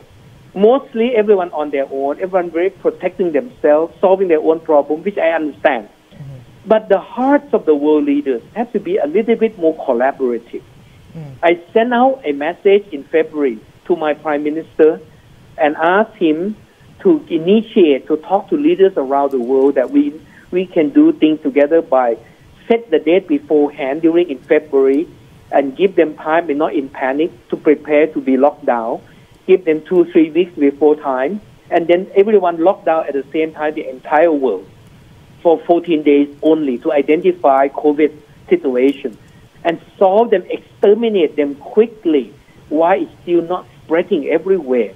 Collaborate together so that people don't travel around the world for 14 days. If we collaborate and close our borders for that short period and not doing it again and again, we may be able to do better than today. But because we don't, everyone has to do their own quarantine now. Everyone has to close their own borders. And that's why Thailand is doing much better, because I told my Prime Minister before in February and publicly in March, this is what we need to do. And I'm telling you this, that COVID situation in February, March, April until now shown that the world are not collaborating. We are shamelessly unwilling to work together. Let's soul-searchingly look at ourselves now. And let's work together. Let COVID teach us a lesson that the future of the world lies in our harmony and our willingness to give and take and collaborate together. I'm believing with all my heart that I hope this program will go to many people, listen with conscience. The world needs to work together in peace. And economic well-being, political well-being, and social well-being can only happen into the rest of humanity if our country are contributing together, because we are one big family in the world. Professor, would the COVID-19 can provide some sort of mental shifts to the politicians and the bureaucrats who make the decisions to accept a greater regionalization? Yes, I'm certain that if you have power of the state, whether you're a politician or you're bureaucrats, you exercise some sovereign power of your own state. And you realize, if we don't learn how to be humble and self-evaluate, have we done that well? In the light of power we have we really protected the people well? Have our people suffer health-wise and economic-wise? Now we are suffering both ends, health and the economy. If we are not performing that well, let's not pat ourselves on the back. And let's say, can I do better? Can I learn from one another? I have just written 2 books. One is about COVID revolution, in how it changed the world in 34 chapters in every dimension. Another book is how to lead and how to manage in crisis time like COVID, as an example for other kind of crisis. I'm suggesting that leadership can be tested in time of crisis, not normal time. And that shows that we are lack of leadership. Leadership in reality has to be able to thrive in normal time and crisis time. And if we don't do well, let's learn to do better next time. Let's learn and evaluate, can we work together? The reason why we cannot combat COVID, because COVID escaped our collaboration. If we collaborate, we can fight. If we don't, we can't. That was because we don't cooperate together within our own nation even. Everyone doing their own thing. And they only do it half-heartedly or no-heartedly, not wholeheartedly. The result is what we see in the world today. It's a shame on us in the world. Hopefully the next pandemic, if it ever comes, hopefully not, but I think it will. There's other pandemic coming in the future because of globalized world that we live together. So we have to learn our lesson. Hopefully we will listen with some clarity of thoughts and say, let's evaluate ourselves and let's get better. Professor, we've got a new information from Beijing and would like to get your thoughts on this, where China welcomes the completion of the signing of the Regional Comprehensive Economic Partnership Agreement and will actively consider joining the Comprehensive and Progressive Trans-Pacific Partnership Agreement. Right, number one. Number two, China is willing to work with all parties to actively and steadily advance the construction of the green channel of goods, improve the efficiency of customs clearance, open up blockages and connection breaks, promote the establishments of international industrial chains and supply chain cooperation platforms, and maintain the safe and smooth flow of global and regional industry chains and supply chains running. So, what does this signals? I wholeheartedly want to congratulate President Xi Jinping for a very timely statement and for a proactive and very quick response to the APEC declaration. This is a good gesture of leadership. Thank you very much, President Xi Jinping, for saying some of these things, that you're willing to do this and that so that the world moves towards a freer world, a more collaborative world, economically at least. You talk, if I hear you correctly, what you read for me just now, which I haven't read myself, the green channel. You're talking about the green economy, right? No, it's which is, I'm totally thrilled because the world needs to go green, and China is leading the technology of greenness, and China, the green civilization must come. If China can show the world how to go about it, and then others emulate, maybe the world will be greener. Professor, I would assume green channel refers to a smoother custom clearance, global chain, and regional industrial chain. I would assume so. You mean the green channel means the international trade? About the not the traffic light. It's traffic light. Green, you're talking about, is it? I believe so. Yes, it's about it's about faster. We call faster channel for trade, promoting establishment of international industry chains, so on and so forth. Okay, if you read this and I interpret you correctly, yes, anything faster, efficient, fast speed, cross-border relationship is only effective and efficient, that's great. Let's do it. Let's deter no deterrence in moving things forward quicker. Anything efficient in facilitating the trade investment relationship and the economic linkage, that's great. Let's do it. And do it in the scope bigger and bigger, so that APEC Plus that I'm envisioning, and I use my own term, APEC Plus, can come about, and hopefully it will come about in due time. And also about China's to consider joining the comprehensive and the Trans-Pacific Partnership Agreement in a very comprehensive and progressive manner. Well, I am very happy. CPTPP is something which is the original TPP, Trans-Pacific Partnership, with US there. Now without US, now Japanese are leading CPTPP. And if China want to join in, so every single one of them, that's fine. Because China is in RCEP, China is in APEC, China want to be in CPTPP, which China was excluded before. China was in there. There. And therefore, to be welcome. It's the right path. And if China joins, it may pressurize the U.S. to join into the CPTPP and renew its commitment to TPP. And hopefully, I'm hoping that TPP will collapse together with Belt and Road Initiative in a naive and idealistic way. I hope collapse together into APEC Plus and call it a new name if you like. So currently, the Comprehensive and Progressive Agreement of Trans-Pacific Partnership, or CPTPP, is participated by Australia, Canada, Japan, Mexico, New Zealand, and Singapore. So, would you think this will entice, let's say, economies like Thailand and Malaysia to join in, and would also entice the future President Joe Biden to actually reconsider the US, the American decision to withdraw from the TPP and to join the CTPPP? I don't know my Prime Minister what he thinks, or what the upcoming new Prime Minister, if there's another one coming. But for me personally, I would like Thailand to join CPTPP because it's good. And the rest of us should join, Malaysia should join. It's good. We give some and we will take some. Net gain for the country will be there and the world will be there. I'm an economist by training, and I think that my motto says that we all gain rather than we all lose. Therefore, let's join.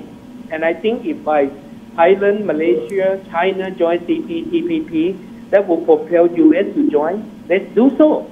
So that we all should join and then collapse them all into one. So that we don't have to keep negotiating and waste our time on so many multilateralism that is duplicating in some way, overlapping in some way.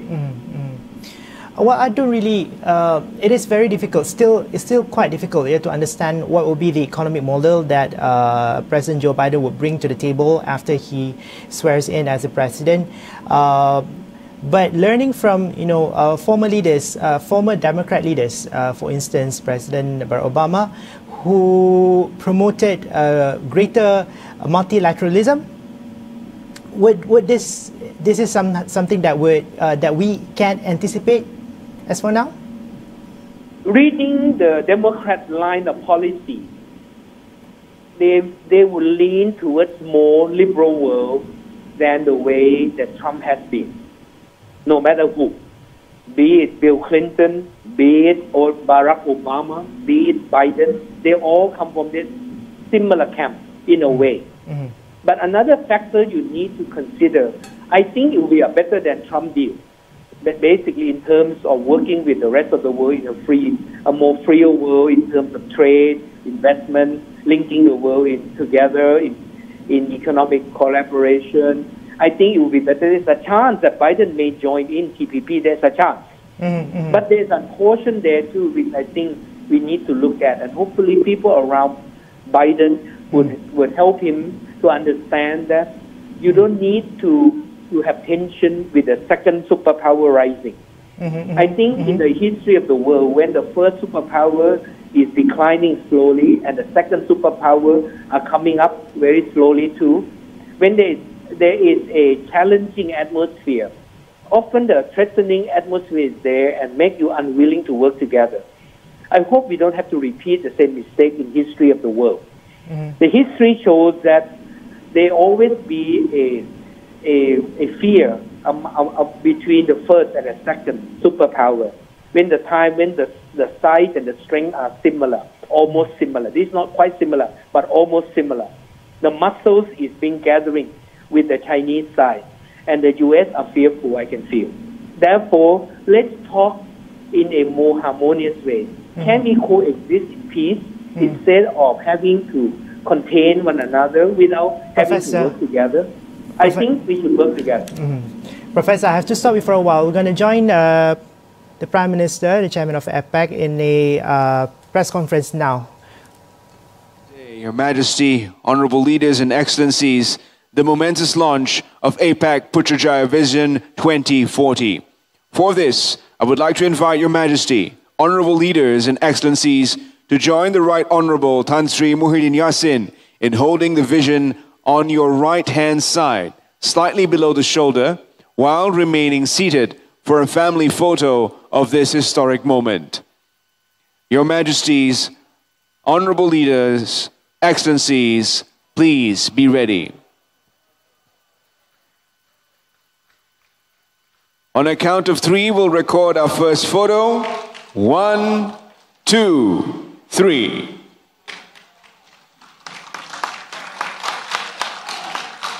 Perfect. And we'll record one more. Our second shot in 1, 2, 3.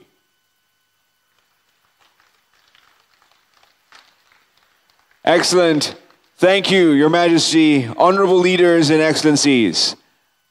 I would now hand over the floor back to the Chair of APEC 2020, the Right Honourable Tan Sri Muhyiddin Yassin. Well, thank you, Your Majesty and Excellencies. In addition to the Putrajaya vision, it gives me great pleasure to note that we have finally arrived at a consensus of the Leaders' Declaration this year.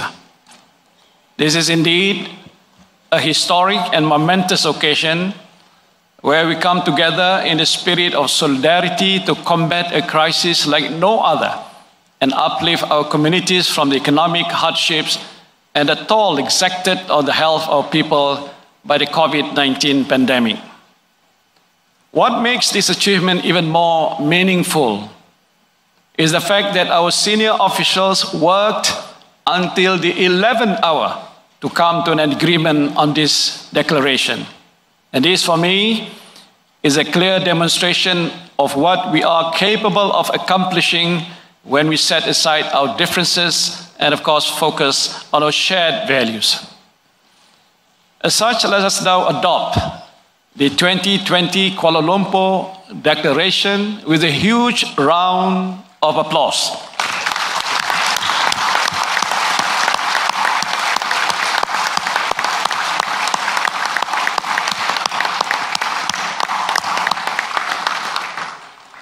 Thank you, Your Majesty and Excellencies. Your Majesty, Excellencies, in spite of the immense challenges and obstacles, Malaysia forged ahead with the hosting of APEC 2020 and found creative and practical ways to fulfill our leadership role. As the host of APEC 2020, we started the year with physical meetings, and today we end with the first ever fully virtual leaders meeting. We have also issued the Putrajaya Vision, the Kuala Lumpur Declaration, and 8 ministerial statements on trade, finance, health, women, SMEs, and food security. As we come to the end of APEC 2020, it is time for me now to invite our incoming host, New Zealand, to take on the mantle for APEC 2021. I will now hand the floor to the Chair and host of APEC next year, Honourable Jacinda Ardern, Prime Minister of New Zealand, to give us a glimpse of APEC in the new decade. Thank you very much, Prime Minister Muhyiddin. It is an honour to have you hand over the stewardship of APEC to New Zealand. We will do our best to live up to the high standards you have set for us. I also appreciate you giving me the opportunity to briefly set the scene for New Zealand's host year in 2021. We have discussed today the crisis that the world faces and the immense challenges that we must overcome in order to recover. The way we respond as a region to these challenges will be felt for generations to come. Based on what I have heard, it is clear that there has never been a more important time in our history for APEC to join together and work towards achieving an inclusive, sustainable, and innovative future. So as host, that is what we commit to do. APEC 2021 will be the start of reigniting growth, implementing our new vision, and setting a plan for long-lasting recovery across the entire region. Hosting virtually will provide us with new options and opportunities to meet and discuss how to achieve this together. While I will be sorry not to receive you in person here in New Zealand, I want to invite you to bring your ideas and enthusiasm to APEC's work next year. With your help, we can make our virtual meetings valuable and meaningful. Together, we can ensure that APEC plays an important role in our region's recovery. Let's build on Malaysia's good work and find new ways to work together. Let's put our new vision for APEC into practice. Let's join, work, and grow together. I now invite you to experience a small sample of what New Zealand's virtual host year will offer.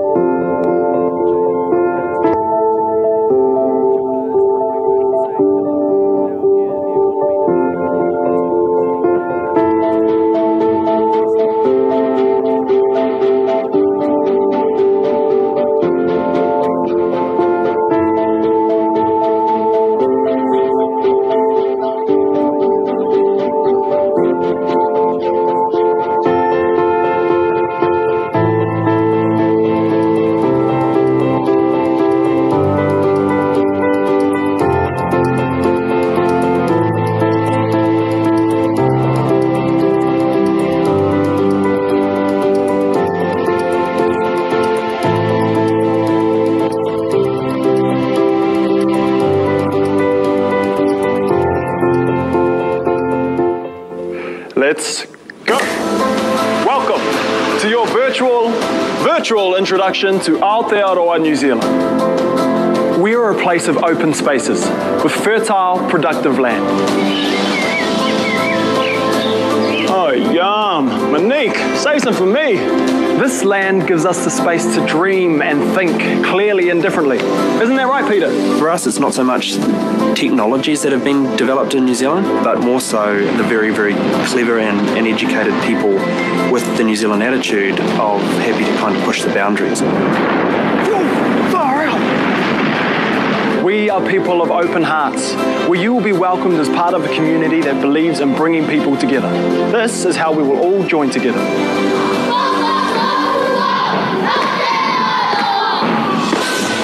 We are people of open minds, where different views are shared and supported, and hard work and teamwork is encouraged. Go, go, go, go, go, go, go! Go, New Blacks! This is how we will all work together. While embracing and leading technology that helps push the world forward positively and without limits. Birds that fly, what's next? Whoa. This is how we will all grow together. Join, work, grow together. Pretty important words, aren't they, Prime Minister? They really are, Jaden. As we plan for recovery from COVID-19, it is economic cooperation through APEC, the most dynamic region in the world's economy, that will help us all rebuild. Like never before, the scale of the challenges the world faces today requires us all to work together for the greater good. We will create an environment where connections can be made and APEC's important work can continue, including progress on sustainability, ensuring widespread adoption of digital tools to drive productivity, and developing inclusive plans that create opportunities for all our people. The way we respond as a region to today's challenges will be felt for generations to come. APEC 2021 New Zealand will be the start of reigniting growth, continuing trade, and setting a plan for long-lasting recovery across the entire region. To all the 2021 APEC delegates, we look forward to providing a warm welcome to Aotearoa New Zealand virtually as we join, work, grow together. Haumie, huie, pai kie.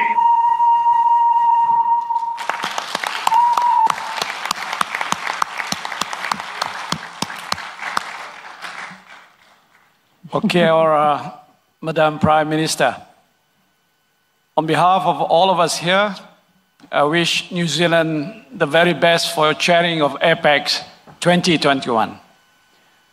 Your Majesty, honourable leaders and excellencies, to commemorate the handing over of APEC chairing from Malaysia to New Zealand, the Right Honourable Tan Sri Muhyiddin Yassin will now pass the logo of APEC 2020 to the Right Honourable Jacinta Ardern, Prime Minister of New Zealand. I'd like to invite all our cameramen to kindly turn around and face the LED screen. Everyone, could you turn around to all our members of the media, wakil-wakil media dipersilakan untuk menghadap screen LED. And now, Right Honourable Prime Minister of Malaysia will be handing over the logo received by the Prime Minister of New Zealand, Ms. Jacinta Ardern.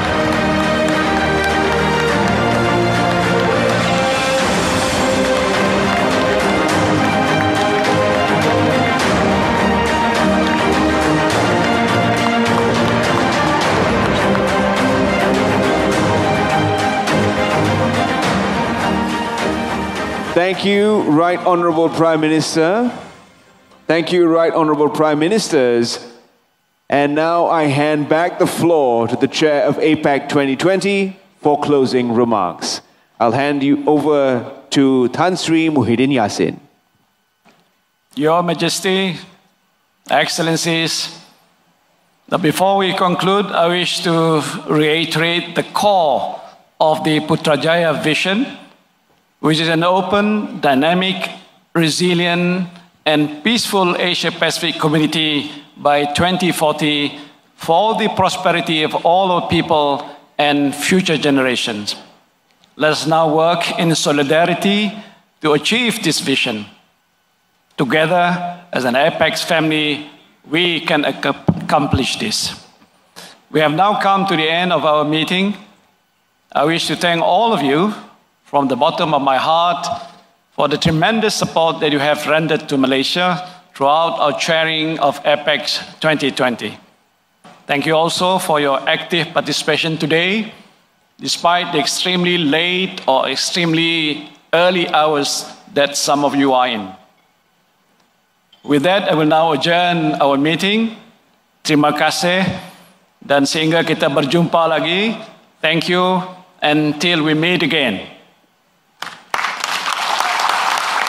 Pemimpin-pemimpin ekonomi APEC dan para hadirin yang dihormati, kini kita telah tiba di penghujung mesyuarat ini. Majlis dengan ini merakamkan setinggi-tinggi penghargaan kepada pemimpin-pemimpin ekonomi APEC kerana bersama-sama menjayakan mesyuarat ini sehingga... Baik, begitulah simbolik. Itu tadi penutupan mesyuarat pemimpin ekonomi APEC 2020 yang dipengerusikan oleh Perdana Menteri Tan Sri Muhyiddin Yassin, yang antara lain ada menyentuh mengenai deklarasi yang berjaya dicapai yang dinamakan sebagai Deklarasi Kuala Lumpur 2020. Kalau boleh saya bacakan dalam bahasa Inggeris, ada 5 perkara yang boleh saya bacakan dalam Inggeris, 5 perkara ini yang disentuh dalam deklarasi ini. Pertama ialah combating and mitigating the impacts of COVID-19, APEC Putrajaya Vision 2040, improving the narrative of trade and investment, inclusive economic participation through digital economy and technology, driving innovation and inclusive sustainability, dan juga strengthening stakeholders engagement. 6 perkara utama yang dicapai dalam deklarasi Kuala Lumpur 2020. Dan juga kita juga ada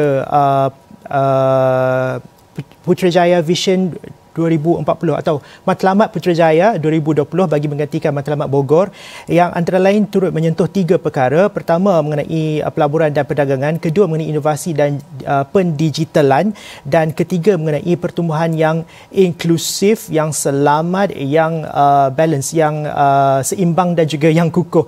Baiklah, dan masih lagi berhubung bersama kita ialah Profesor Krensat Chirawangsa. Professor, are you still on the line? Yes, I'm right here waiting. Professor, let me recap among the main points of the APEC Putrajaya vision and the APEC Economic Leaders, the Kuala Lumpur Declaration 2020 has 6 main points down here. The first point is combating and mitigating the impacts of COVID-19. Number 2, APEC Putrajaya Vision 2040. Number 3, improving the narrative of trade and investments. Number 4, inclusive economic participation through digital economy and technology. Number 5, driving innovative and inclusive sustainability. And 6, strengthening stakeholders' engagement. Well, understanding and knowing that there are new goals and new declaration being achieved just now in the meeting tonight, but I would like to recall the thing, or the one of the most challenging issues in APEC, which is APEC, as you said, being toothless. Now, moving forward for year 2021 and in achieving the Putrajaya goal 2040, how would APEC play its role moving forward, and in this sense maybe having more teeth to the 21 Economy Pact?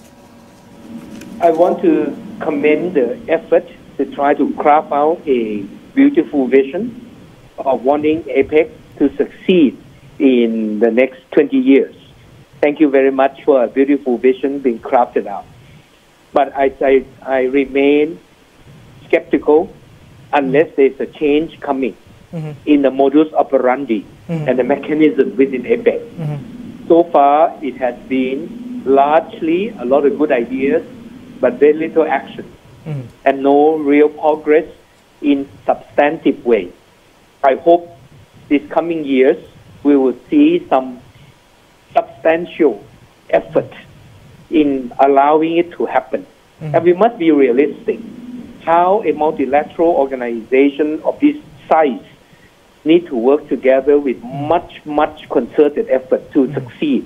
Therefore, I don't blame anyone for being toothless, but I hope we'll put some tooth back into it.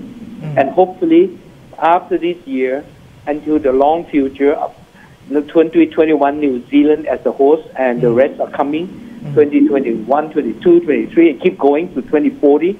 Hopefully, the world will be a better place if we really be able to put in some real effort that would be realistically meaningful, that we know that can capable to achieve.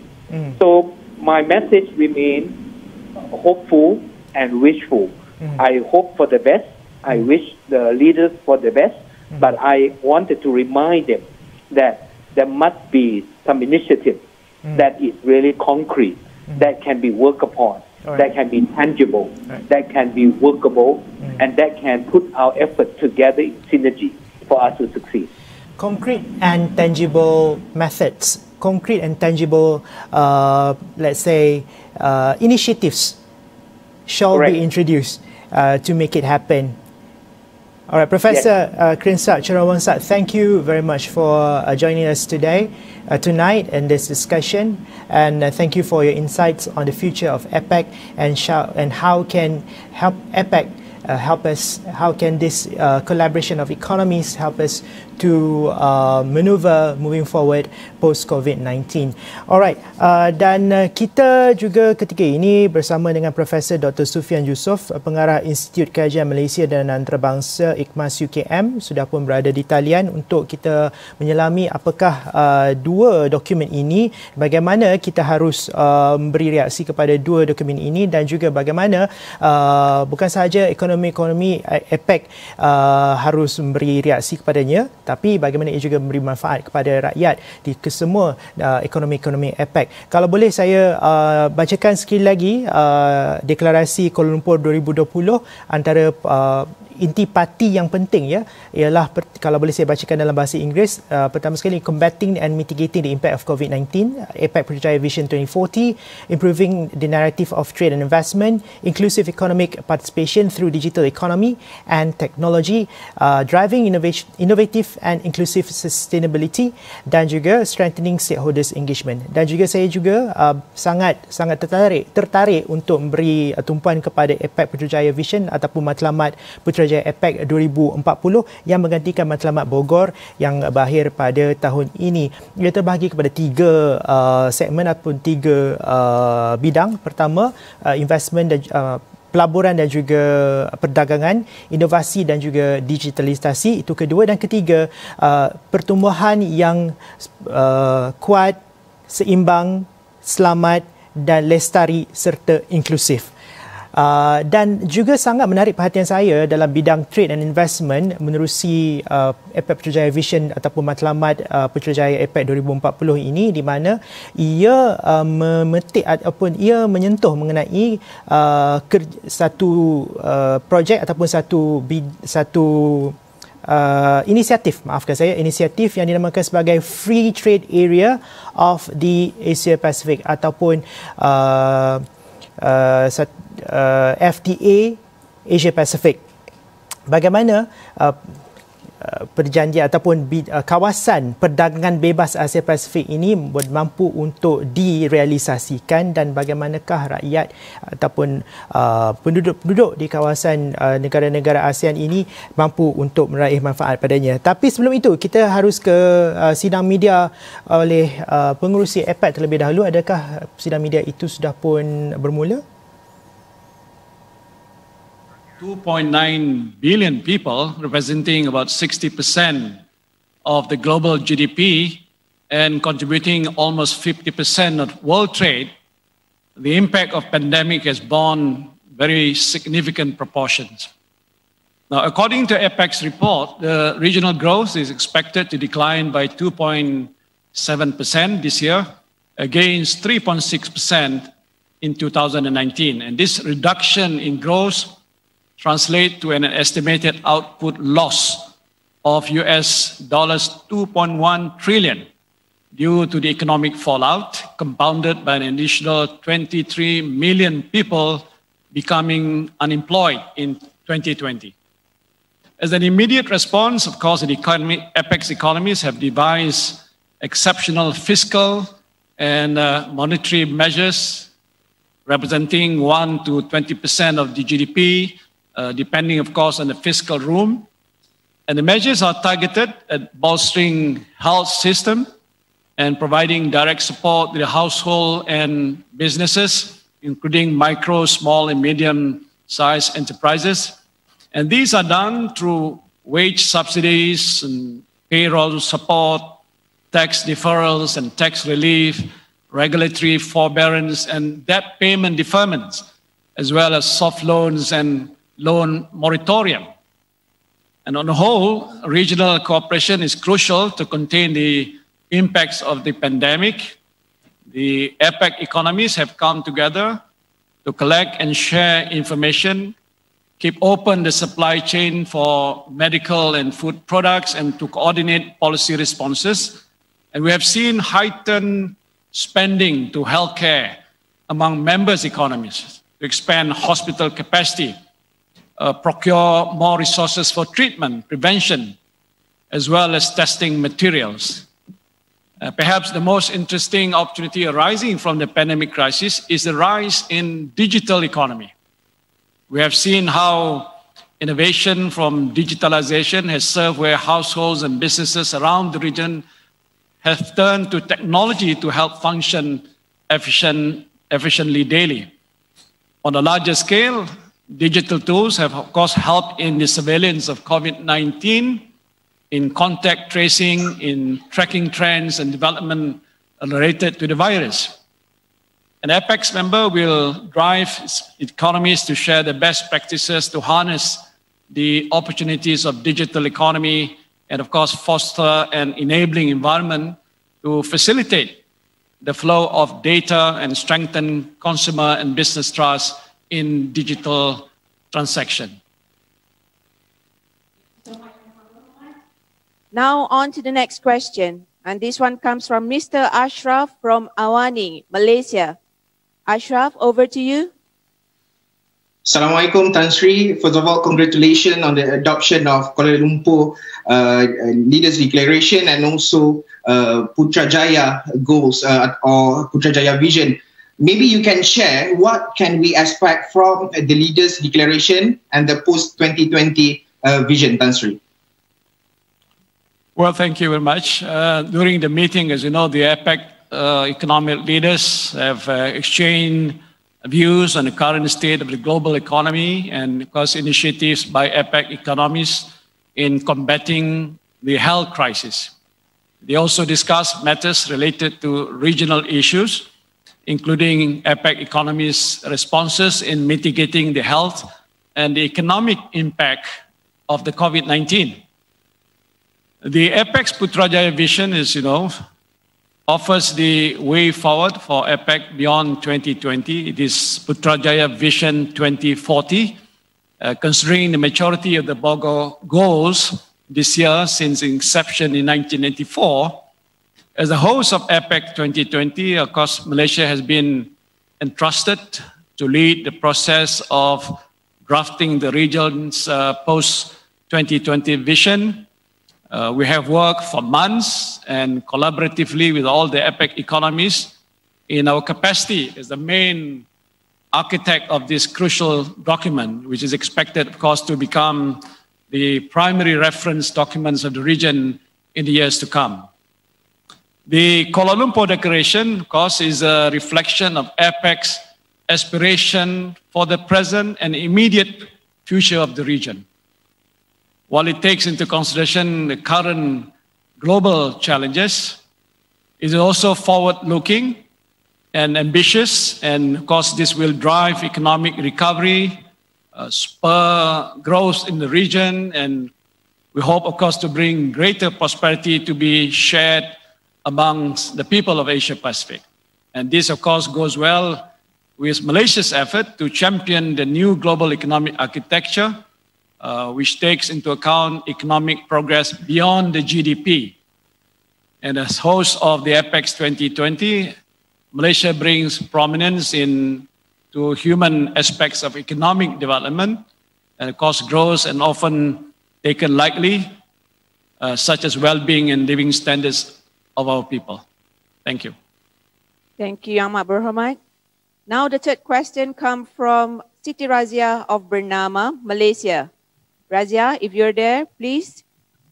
Okay, hi Tan Sri. Can you tell us whether there was any commitment made by APEC members to ensure easy access to COVID-19 vaccine? And how do you encourage on mass availability of the vaccine and affordability? Thanks. Well, it is a very hot current subject. Of course, during the meeting, all the APEC leaders reaffirmed their concerns pertaining to the impact of COVID-19 on developing economies, with strong emphasis placed to protect people's well-being and at the same time keeping economic activities moving so that people's lives and, of course, livelihoods can be safeguarded. The APEC leaders also recognize the critical need of those most impacted by the pandemic and the need to empower the economic sectors. We also welcome contribution of additional resources across APEC to combat the pandemic and support workers and sectors through the economic recovery process. As for the vaccine, all leaders have noted their commitments to collaborate and support each other for equitable access to the vaccine. An important call for action is the declaration on facilitating the movement of essential goods in APEC, which was pioneered by Malaysia. And this declaration seeks to ensure that essential goods are able to move across borders without being subjected to unfair trade measures. And this declaration, of course, will lead to a more conducive trade and investment flows among the APEC economies through open, vibrant, transparent, of course, sustainable trading systems. Thank you. Thank you so much, Yang Abdul Rahmat. And we have about 2 more questions. And this time around, it comes from Mr. Joseph from Reuters. Joseph, if you're there, please, the floor is yours. Greetings, Tan Sri. Joseph from Reuters here. Just following up on the earlier question on the APEC vision. So during the discussions, what were the key differences that were discussed by the APEC leaders, and how did the members overcome those differences? Thank you. Well, I think while there are some differences into some of the areas, because generally at the end of the day, what prevails, of course, is the convergence of understanding and agreement among us.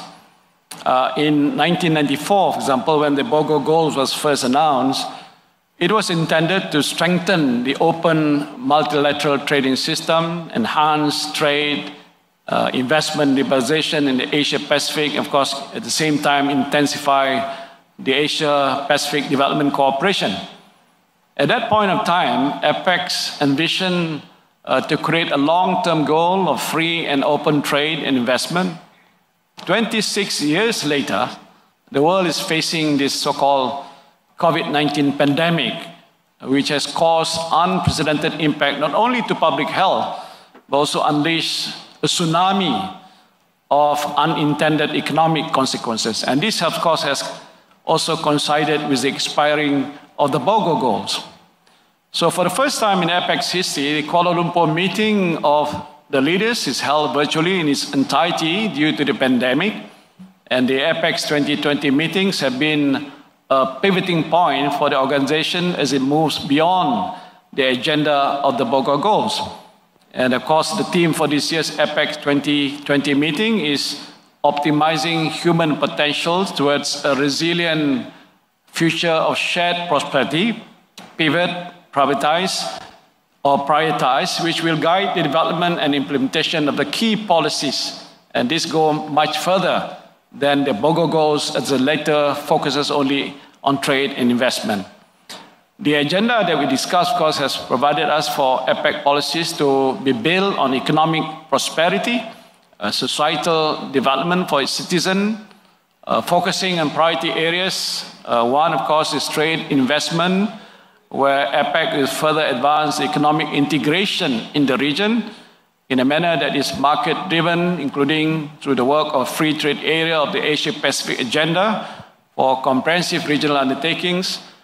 2, of course, is digital economy and technology, where APEC will drive members to share the best practices to harness the opportunities of digital economy and foster an enabling environment. 3 is structural reform, where an enabling environment for market-driven technology will be created to enhance economic opportunities for all segments of the society. And the emphasis, of course, is to equip the people with the necessary knowledge, skills, training, and highly digitalized work environment. And 4thly, of course, economic and technical cooperations towards what we call a sustainable future, as APEC is committed to strengthening economic and technical cooperation towards sustainable development to face environmental challenges in climate change, extreme weather, natural disaster. Now, despite the challenges due to the pandemic, this has not deterred leaders from securing consensus of the participating economies to move beyond 2020. I think this is important. Strong focus on realizing the fundamental social economic goals that was first charted out in BOGO 26 years ago. And of course, Putrajaya vision is to continue our effort for APEC's long-term direction. Thank you. Thank you so much, Yang Abdul Rahmat. One last question, Yang Abdul Rahmat. Just one last question. And this one comes from Mr. Aish from the New Straits Times. Aish, please read out your question. Assalamualaikum, Tan Sri. If I may ask, what, if any, were the sticking points among members? In 2018, it was overshadowed by the US-China trade war. Did similar issue arise this year? Thank you. That's it. Well, the impact of this trade war, as mentioned, has been eclipsed by none other than COVID-19 pandemic. And the health risks and, of course, its impact on the global economic ecosystem has been the major priority agenda for all APEC economies this year. So we discussed mostly how to deal with the issues of this pandemic. And the scale of the colossal impact of the pandemic upon APEC's economies may result regional growth to decline by about 2.7% this year, against 3.6% growth in 2019, making the most significant drop since the near zero growth rate recorded in 2009 during the global financial crisis. Now, APEC's work this year has been focusing on the importance of the economic recovery post-COVID-19 pandemic. And of course, equally important is to accelerate work towards developing the COVID-19 vaccine and making it a global public good, and that is available, affordable to all, and that is multilateralizing the vaccine. In addition to this, of course, APEC stressed the importance to enhance the private-public partnerships and cooperation to accelerate the economic recovery efforts and resilience of the region. And APEC has also pledged to refrain from backtracking and resorting to protectionist measures to keep markets open and, of course, borders open as well. And this includes ensuring a smooth cross-border movement of essential goods, including food, medicine, medical supplies, and other necessities during the pandemic to ensure unobstructed supply chain within the region. And APEC's immediate priority, of course, is to ensure the readiness of the health, medical care institution to provide critical treatment, as well as to manage public health policies to contain the spread of COVID-19. From the economic perspective, the impact has been severely devastating, with a significant number of companies and businesses going into distress or even folding. And furthermore, the region has seen a record number of job loss. Thank you. Thank you so much, Yang Muhammad. And that marks the end of the virtual press conference for tonight. Thank you so much to all members of the media, and we hope to see. Itu tadi sidang media pengerusi APEC Tan Sri Muhyiddin Yassin dan juga Perdana Menteri Malaysia pasca mesyuarat pimpin ekonomi APEC 2020, yang mana menyaksikan ada dua dokumen penting yang dicapai ataupun yang telah pun dikemukakan. Pertama sekali ialah Kuala Lumpur Deklarasi Kuala Lumpur 2020, dan kedua kita juga ada visi Putrajaya APEC 2040. Dan bersama kita di talian ialah Profesor Dr. Sufian Yusof, iaitu Pengarah Institut Kajian Malaysia dan Antarabangsa IKMAS UKM. Kini bersama kita menerusi Skype. Profesor, sebelum ada dua perkara kita lebih kurang ada dalam 10 minit je lagi. Jadi 5 minit pertama kita akan bercakap mengenai KL Declaration, dan 5 minit kedua kita akan bercakap mengenai APEC Putrajaya Vision 2040. Boleh, Profesor? Boleh. Okey. 6 perkara utama yang paling penting dan yang terpenting diletakkan di atas, saya percaya, ialah combating ataupun usaha melawan impak COVID-19. Dalam sidang media Perdana Menteri tadi, beliau juga menyebut mengenai hal-hal berkaitan dengan perang dagang China dan juga Amerika Syarikat itu tidak disebut begitu banyak, kerana isu yang lebih penting ialah, dalam ini saya quote Perdana Menteri, iaitu multilateralizing vaccine. Susah juga. Membagaikan hala. Profesor, jadi bagaimana kita nak lihat dalam perkara ini? Pertama, kedua, bagaimana bukan sahaja materialism ni tidak terhenti setakat vaksin sahaja. Bagaimana kita nak memudahkan perdagangan pelbagai hala negara-negara APEC ini dalam hal-hal yang selain daripada vaksin juga. Prof. Okey, terima kasih. Yang pertama sekali saya ingin mengucapkan tahniah kepada Yang Amat Berhormat Perdana Menteri dan juga pasukan di Kementerian Perdagangan Antarabangsa dan Industri kerana berjaya mengeluarkan dua dokumen yang penting, iaitu Deklarasi Kuala Lumpur dan juga visi Putrajaya 2040. Jadi berkaitan dengan isu multilateralism ini, ia adalah penting supaya perdagangan dapat diteruskan dengan baik tanpa sebarang gangguan, tanpa sebarang sekatan. Khususnya berkaitan dengan barangan dan perkhidmatan berkaitan dengan kesihatan, penjagaan kesihatan. Yang paling penting sekarang ini adalah bagaimana kita menangani pandemik COVID-19. Jadi kalau kita lihat selama ini terdapat beberapa halangan dan juga restriction dan juga protectionism di kalangan beberapa ekonomi APEC.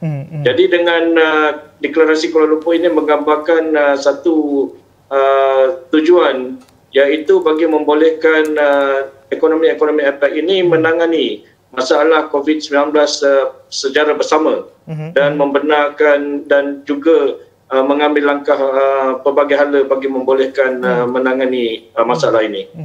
Bagaimanakah kita nak menjadikan perdagangan ataupun kerjasama pelbagai hala dalam bidang vaksin ini merintis jalan kepada kerjasama pelbagai hala yang lebih erat? Kerana APEC sejak bertahun-tahun dulu kita dah bercakap mengenai kerjasama pelbagai negara untuk mewujudkan perdagangan pelbagai hala ini sudah lama. Tapi apabila adanya masalah atau krisis COVID-19 ini, ia memaksa negara-negara, dia juga memaksa ketua-ketua ekonomi membuat satu keputusan yang mengambil keputusan yang tegas dan cepat untuk memastikan kerjasama antara ekonomi itu dalam dibuat dengan cukup berkesan. Saya ambil contoh vaksin COVID yang diumumkan oleh Pfizer semalam tidak dibangunkan oleh Pfizer secara bersendirian. Ia dibangunkan oleh Pfizer, sebuah syarikat dari Amerika Syarikat, dan juga BioNTech, sebuah syarikat dari Jerman. Jadi kita nampak ada sinergi antara antara kerjasama antara dua company, syarikat dari dua negara berbeza. Bagaimana kita dah ambil itu dan belajar dari itu untuk menjayakan deklarasi Kuala Lumpur ini? Okey, bagi membangunkan vaksin ini bukannya mudah. Yang pertama, kita perlu ada teknologi. Dan sekarang ini kita lihat cuma beberapa negara sahaja yang mempunyai teknologi. Di kalangan ekonomi APEC kita ada China, Taiwan, China Taipei dan juga Amerika Syarikat. Yang lain kita lihat di Eropah, di Germany dan juga di United Kingdom.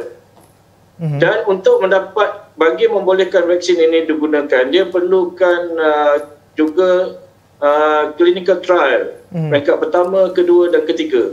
Untuk menentukan keberkesanan vaksin ini, clinical trial peringkat ketiga perlu dilaksanakan di pelbagai negara dan pelbagai ekonomi, termasuk ekonomi APEC.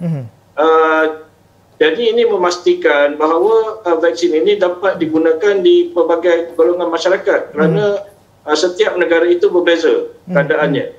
Dan yang ketiga iaitu berkenaan dengan pengeluaran vaksin itu nanti.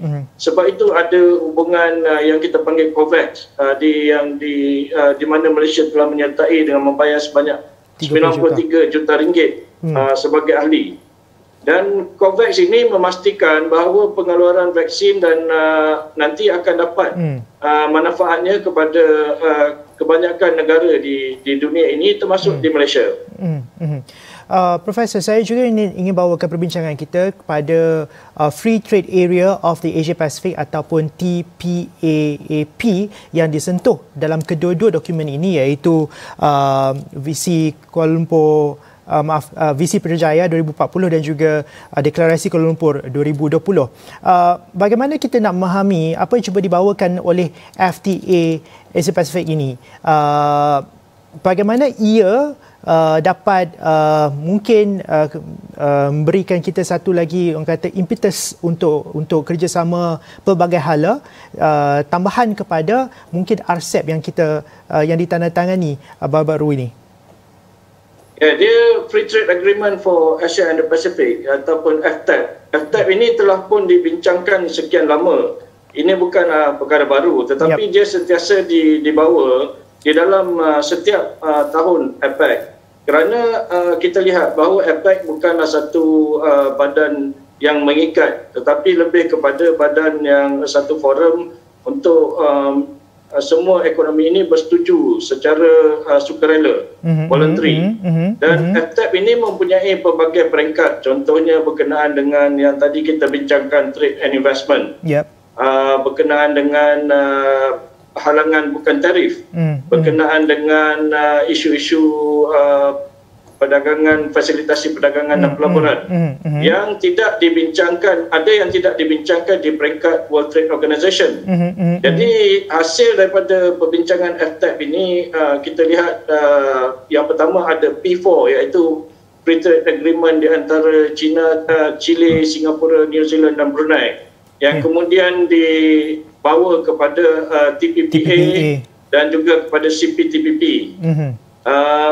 Dan kita lihat sekarang ini ada RCEP, iaitu sebahagian semua ahli APEC kecuali Myanmar, Laos dan Kemboja. Jadi ini akan membawa kepada satu perkembangan yang baik supaya trade, perdagangan dan pelaburan di kawasan APEC ini berjalan dengan lebih baik, lebih mesra dan mengikut kehendak anggota-anggota APEC. Profesor, saya nak bawa pula perbincangan ke visi Putrajaya APEC 2040. Ia turut menyentuh mengenai hal-hal berkaitan dengan perdagangan dan juga pelaburan, antaranya ialah FTAP ataupun the Free Trade Area of Asia Pacific.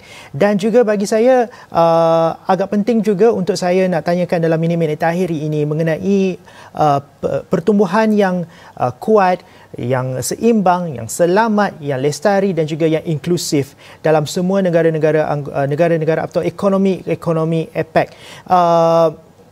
Pendapat Profesor, bagaimana ia akan dijayakan dalam hal ini, melihat kepada ekonomi dunia teruk terkesan akibat COVID-19, pertama. Kedua, adakah bila adanya semua ekonomi sudah terkesan, maka ia mewujudkan satu playing level yang sama rata dalam semua ekonomi. Jadi mungkin ekonomi yang kurang membangun dalam APEC mampu dapat bersama-sama bersaing dengan ataupun tidak begitu terbelakang jauhnya berbanding dengan China dan juga Amerika Syarikat. Bagaimana Profesor melihat ketetapan ini? Ya, ini vision Putrajaya ya. Visi Putrajaya 2040 ini adalah selari dengan pelbagai visi lain di kawasan ini. Ya, kita juga melihat satu usaha di peringkat ASEAN untuk membangunkan visi 2040. Jadi sekarang ini ialah selari. Dan kita juga lihat bahawa visi 2040 ini menekankan tentang membawa matlamat Bogor ke peringkat yang lebih tinggi. Jadi dia ada beberapa isu. Yang pertama iaitu mempertahankan perdagangan mengikut peraturan multilateral, rule based. Yang kedua berkaitan dengan connectivity ataupun jaringan di antara masyarakat dan juga ekonomi APEC. Yang ketiga inovasi dan digitalization, peningkatan digital ekonomi. Jadi ini adalah beberapa isu yang penting bagi meningkatkan kerjasama di antara ekonomi APEC dan juga mengurangkan jurang. Kerana terdapat juga ekonomi APEC yang masih lagi membangun seperti Papua New Guinea, Vietnam dan beberapa ekonomi lain.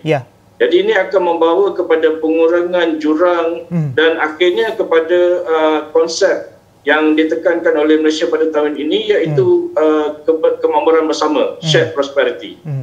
Profesor, dan akhir sekali, sebentar tadi saya bercakap dengan Profesor Krensat Cherowonsat. Beliau merupakan pengerusi Institut Pembangunan Negara di Thailand, dan beliau agak memberikan nada yang pesimistik mengenai bagaimana APEC ini mampu untuk, ataupun peranan APEC ini moving forward pada tahun depan dan juga sehingga tahun 2040 selagi tidak ada kaedah-kaedah ataupun cara-cara yang lebih konkret, yang lebih tangible bagi untuk dijayakan oleh negara-negara atau ekonomi-ekonomi APEC. Pendapat Profesor secara ringkas, adakah Profesor optimistik dengan, terutama sekali dengan visi Putrajaya 2040 ini?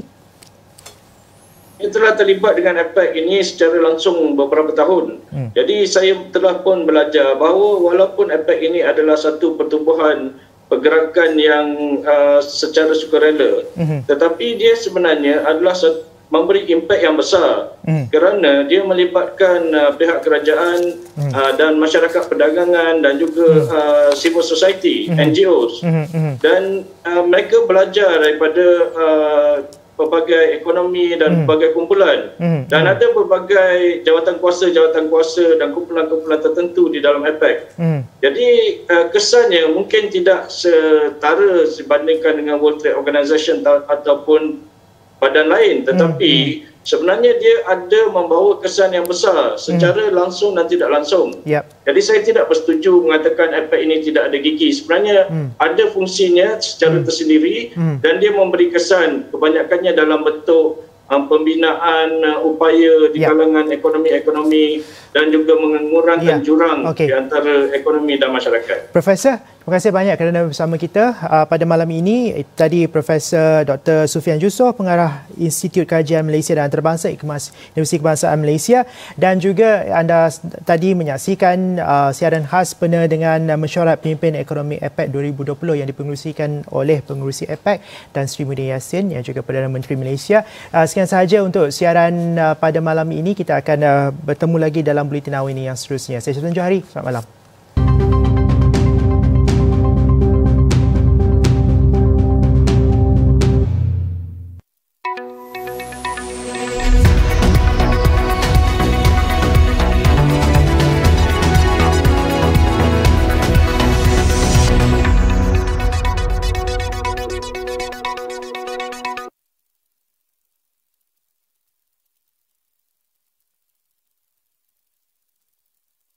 So hand hygiene are just basics. We can do this together, and let's not take it easy. COVID-19 is still out there. Let's do our part in following the SOPs in place so that we can break the transmission. Follow the 3